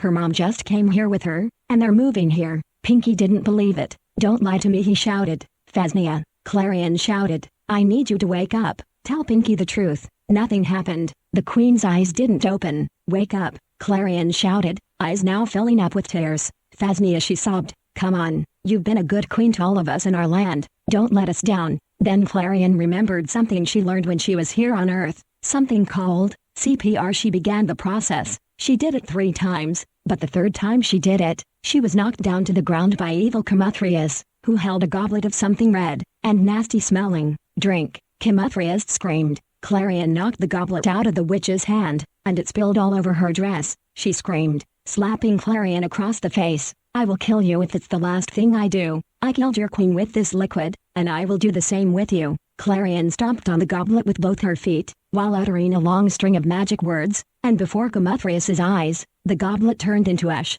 "Think you can defeat me, huh?" Comuthrius jeered. "Why did you kill Queen Phasnia?" Clarion asked with authority and vigor. Because, Kimothrius said, last night, she said something that I told her many years ago never to say in my presence. You want to know what she said? Please say no. Yes, Clarion shouted. Oh fine, Kimothrius groaned. You really want to hear this? It'll kill you. No it won't, Clarion replied. I'll see to that. If you lie through it all, I'll know it. Chapter 25. Queen Phasnia wakes up. You might as well get away from your dead queen if you want to hear this, Kimothrius said a few minutes later when she came back from getting a few things to tell her story. You better not be lying to me, Clarion said. Oh shut up, Kimothrius said. Don't look at me like that. Now that your pathetic queen is dead, shut up will be honored and glorified. I'll see to that. Now, let's get on with the story. Last night, I came to the queen's palace to ask her if she wanted to go dancing. She had no husband. The queen said she didn't want to go dancing with me. When I asked her why, she told me she had to rest for today's battle. I told her that I was soon to be queen,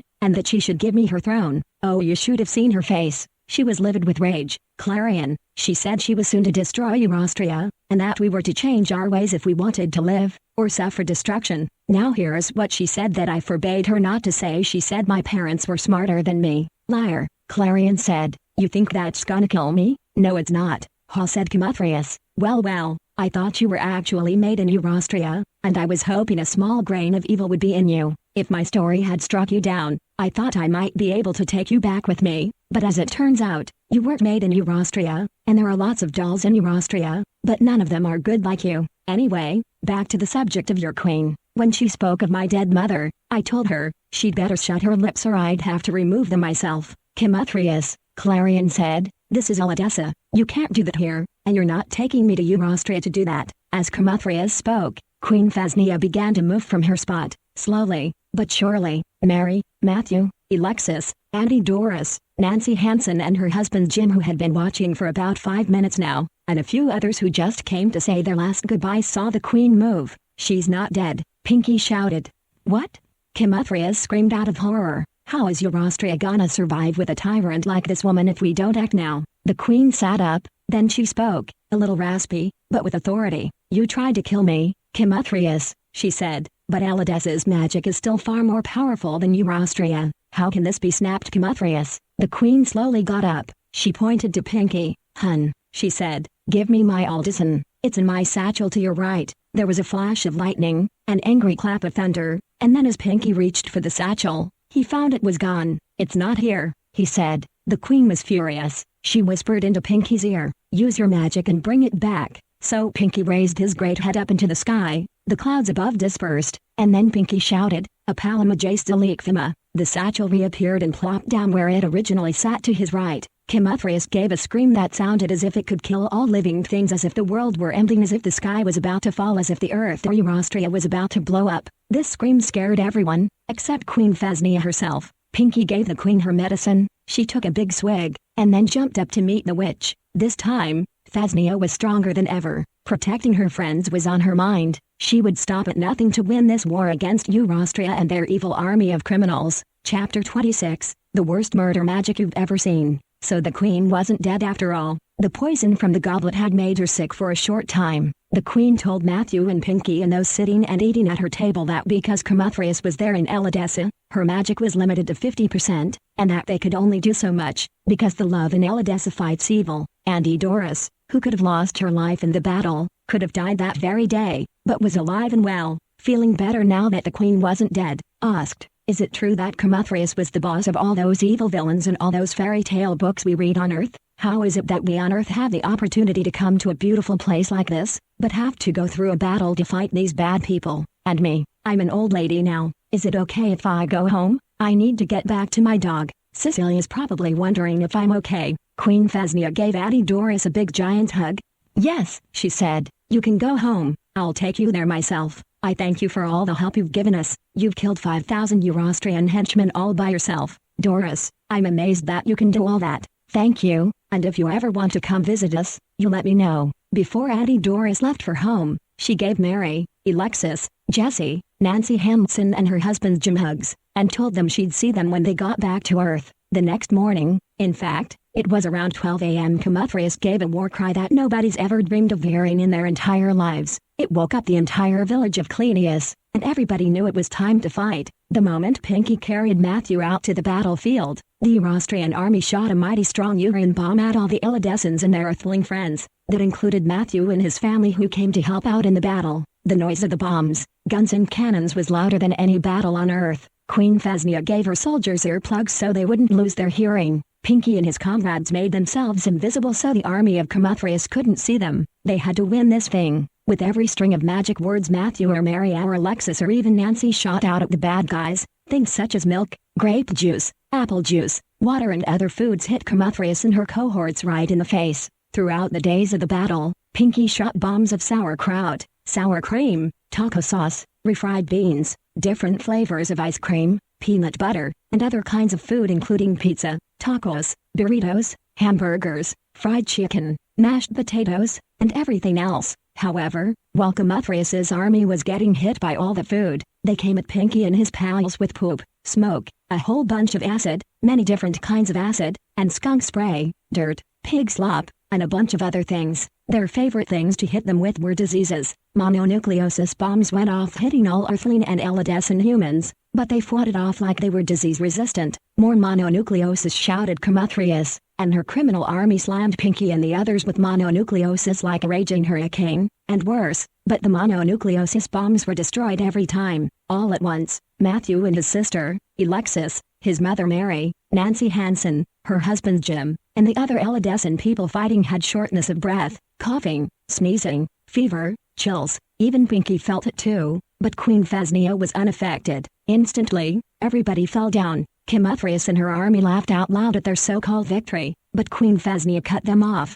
"Quiet!" she screamed. "What is this you have done? This is a Chinese virus," Comuthrius said. "COVID-19. Why aren't you affected by it? Did you take something to make yourself super tough and unmurderable, or are you just made that way? Just shush," Phasnia demanded. "Shush," Comuthrius said, glaring. "Is that all you have to say? Be quiet or shush? What about shut up? You're supposed to say shut up." "No," Phasnia said. "I'm the Queen of Elidessa. Since the beginning of time, the first queen of this land made a rule that all unkind words were banned from here, that anybody who used them would be put in prison. As of right now, our prisons are full. Thousands of people are in the cells because they told me and everybody to shut up, because they didn't like what we said. People from Eurostria, Duja and other lands near us, some from planet Earth who have not very much kindness. Some of those Earthlings will be let out in a week or so, but you'll be gone before then, so don't get any ideas. What's that thing in your pocket? Another poison goblet. What's that stuff called anyway? I want to know, so don't shake your head at me. Tell me." "No answer." "Answer me, Comuthrius. Tell me right now." Still no answer. "Speak."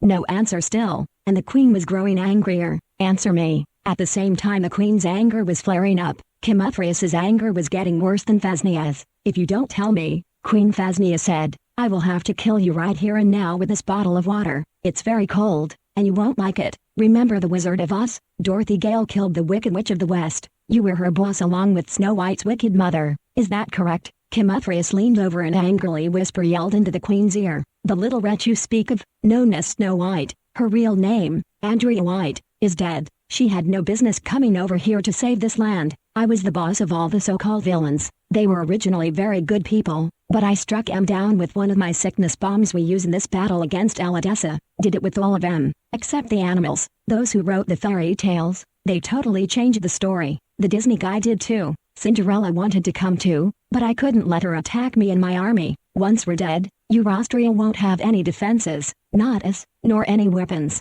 Their weapons come from us." Queen Phasnia wasn't listening. She was thinking about Snow White. How could Comuthrius have killed her? When did she kill her? Was it today when Andrea White died, she asked.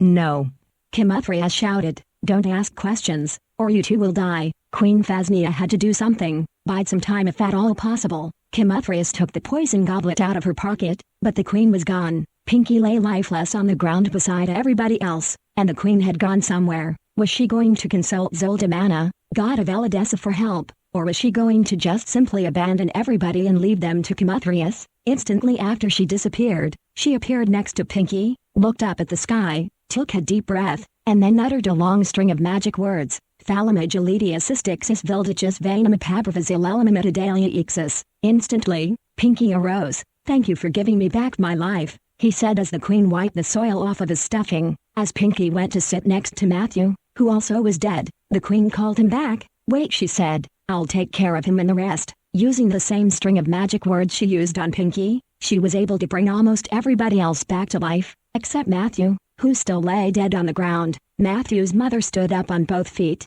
glaring hard at Comethrius. You, she screamed, you murdered my son. Alexis and the others looked over where Matthew lay dead and sobbed. Mary went on, murderer, she screamed, shame on you. Now, I'll never get to hear him play music for me except on tapes he made for me, never hear his voice when I wake up, never see his face when I walk out the door and see him walking out of his house, never nothing. Phooey on you. Queen Phasnia put an arm around Mary. Don't worry, she said, we'll get rid of this witch once and for all. When we do, things'll get better. Chapter 27, The Death of Comethrius. The next 3 months passed very slowly. One night, as Mary and Alexis sat on Alexis's front porch talking about the many great things they did with Matthew and the family, about the fun they had when Jesse was born, Matthew appeared before them. Mom, he said, Alexis, I'm glad to see you both. Where's Jesse? Mary burst into tears. Alexis patted Mary on the back. Then to Matthew she said, he's still in Elidessa avenging your death. Go back and tell Jesse I said to come back home now. Matthew said, Pinky is fine on his own. He's got enough magic in him. He can remove Comethrius's powers and take her and her army down. How do we go back? Mary cried. Call Queen Phasnia. Matthew said. The next day was the last day of the battle, for the Elidessans were destined to take down this army of crooks from Eurostria, and Comethrius was urging her army to kill, kill, kill, kill, kill. But the Elidessans were winning, because Pinky was throwing tens of thousands of food bombs at them. The food bombs were coming so fast, Comethrius couldn't keep up, and neither could her army. Pretty soon, she was losing them by the millions in no time at all. She lost them all. Not one Eurostrian soldier was left. They disappeared into nothingness. By nightfall, while everybody else was celebrating the victory which they had won, Comethrius, whom everybody thought had left, disguised herself as Ella Jackson, and called Pinky outside to talk, but he somehow knew who it was. Comethrius, he said, oh, you know who I am, the fake Ella Jackson, aka Comethrius said. Why are you still here?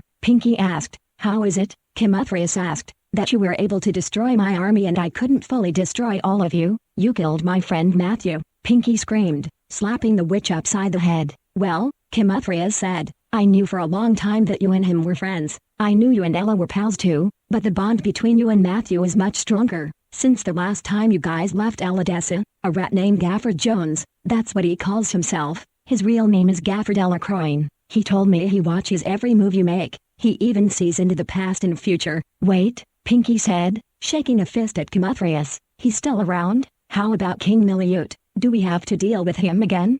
No.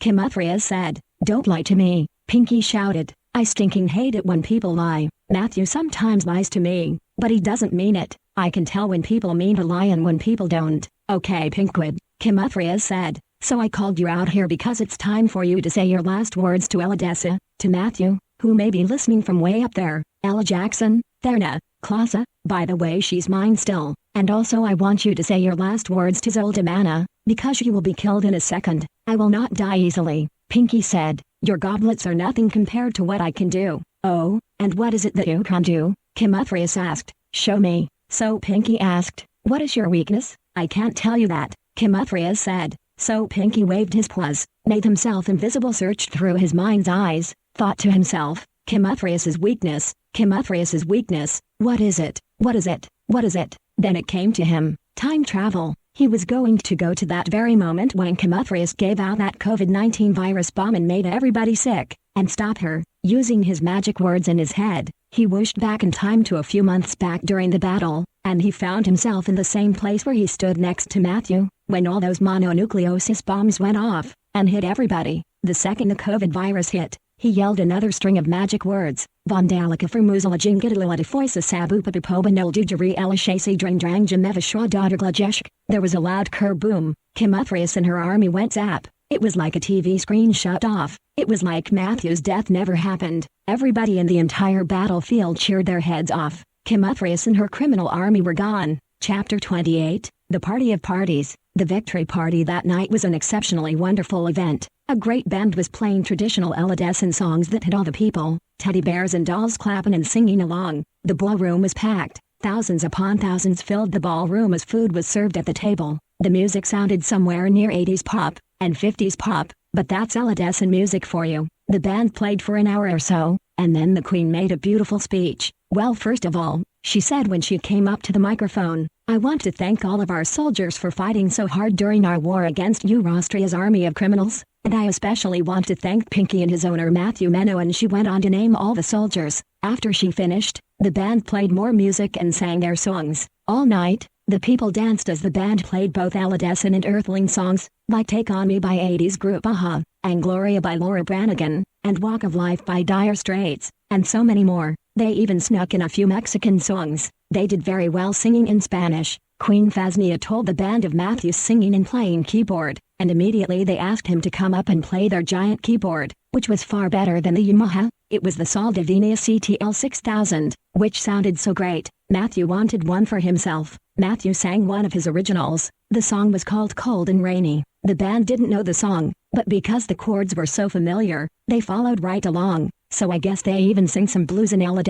but rarely. After Matthew got finished, he and Pinky got ready for bed, for it was the next day that they were leaving for home. Clarion came to their side with tears in her eyes, because she was going to miss them, but also with happiness, because they'd won the war against Austria. The Queen came and told them that after they brushed their teeth and got pajamas on, to come back out and join the party. "Oh, we can't come out in our pajamas," Matthew said. "Oh, nobody'll care," the Queen said. "Elladessans aren't like that. You come out if you want to, otherwise, you guys have a speaker in the other rooms and you can hear everything from in there." Matthew and Pinky did come out to join the party for an hour more, because they were going to miss everybody. Pinky and Matthew took turns dancing with the ladies and dolls, and Ella Jackson came over to hang out. She was in tears, big time. "You're leaving us?" she asked Pinky. "Yeah," Pinky said. Ella sobbed onto Pinky's shoulder as he held her close, telling her he and Matthew would be back soon and not to worry. "Promise," Ella said. Yeah. Pinky said, "I promise I'll bring you a CD of Matthew's music too." As the band played their final song, Queen Faznia, Clarion and Ella formed a group to dance with Pinky and Matthew. "When do you think you'll be back?" Ella asked. "Oh, soon," Matthew asked. "Gee," said Clarion, "I wonder what happened to Clausa." "Oh, she's resting. The curse has been removed from her. It took a few minutes to undo, because Comuthrius's magic really did her in." The crowd erupted in applause and cheers, and everybody knew it was time to go. Matthew and Pinky went into the Queen's sleep chambers to get some shut-eye for the night. The Queen checked in on them to say good night, and to make sure things were okay, and then left the chambers with a smile. Chapter 29, Leaving for Home. The next day, Pinky awoke Matthew with a pat on the back. He'd long forgotten about Comuthrius killing him, because all that really mattered was that he'd saved him from the death curse. Queen Faznia had cooked up a big breakfast of pancakes, scrambled eggs and bacon. As they ate, Queen Faznia poured herself some coffee as Ella Jackson,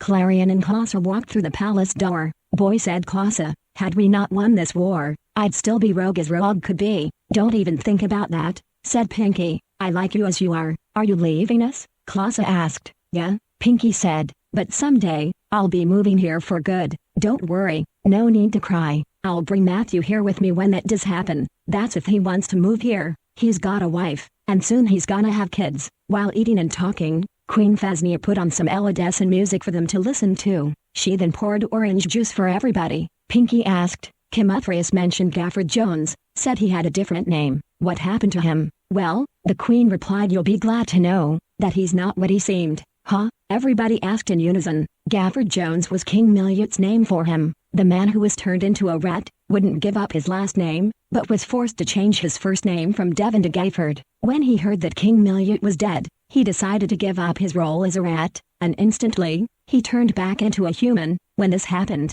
he vomited up all the poison the king gave him to keep him a rat, and he began feeling his own body again. Once the king took away his feeling, turned him into a rat, restored it again, he was his slave. But then when we defeated King Miliut, his magic was destroyed, and all the rats turned into people. What the king destroyed had formed itself once again and all beauty returned to the land. "Thanks for telling me that," Pinky said. By the time they finished eating, it was time to leave, but before they left, the Queen wanted to give them one gift. "Pinky," she said, "you and Matthew both have a cell phone as a gift from me, and this one is very special, because wherever you go, you'll always have good service, you'll have Wi-Fi, and high-speed internet. I already put the password in both of your phones so you have no need to do that." "Matthew," Your phone has buttons on it, so you don't have to worry about touchscreen nonsense if you don't want to, but should the buttons get sticky or break, you can talk to Siri and ask her to call me. I'll send someone to bring you here so I can fix it.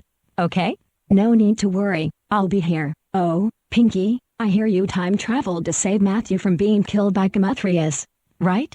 Yes, Your Majesty, Pinky said. That was very brave of you. How did you know to do that? How did you know to use that much magic to defeat Camathrius? You know she knew your powers, and tried to use them against you, but you were quicker than her, and when you arrived on the correct day, and stopped her from doing her wicked deed, the barriers of time and space cracked, and she was forced back in time. Matthew's mother and sister were already home, and for some reason, your time travel didn't affect them. They still think Matthew's dead. When they see Matthew, you and him will need to explain everything to them, and show them how you did it. The best way you can do that, Pinky, is use video magic. What's that? Pinky asked. You know how in my courtroom King Miliut showed us the death of Aladessa? How he used his magic to make everything so authentic. He used video magic and we heard all our voices and saw all of us on every wall when he did that. Remember? But I don't know how to do that, Pinky said. Of course you do, Queen Phasnia said. Just look into the sky, summon all your magic, and think, video. But that'll make me weak, Pinky cried.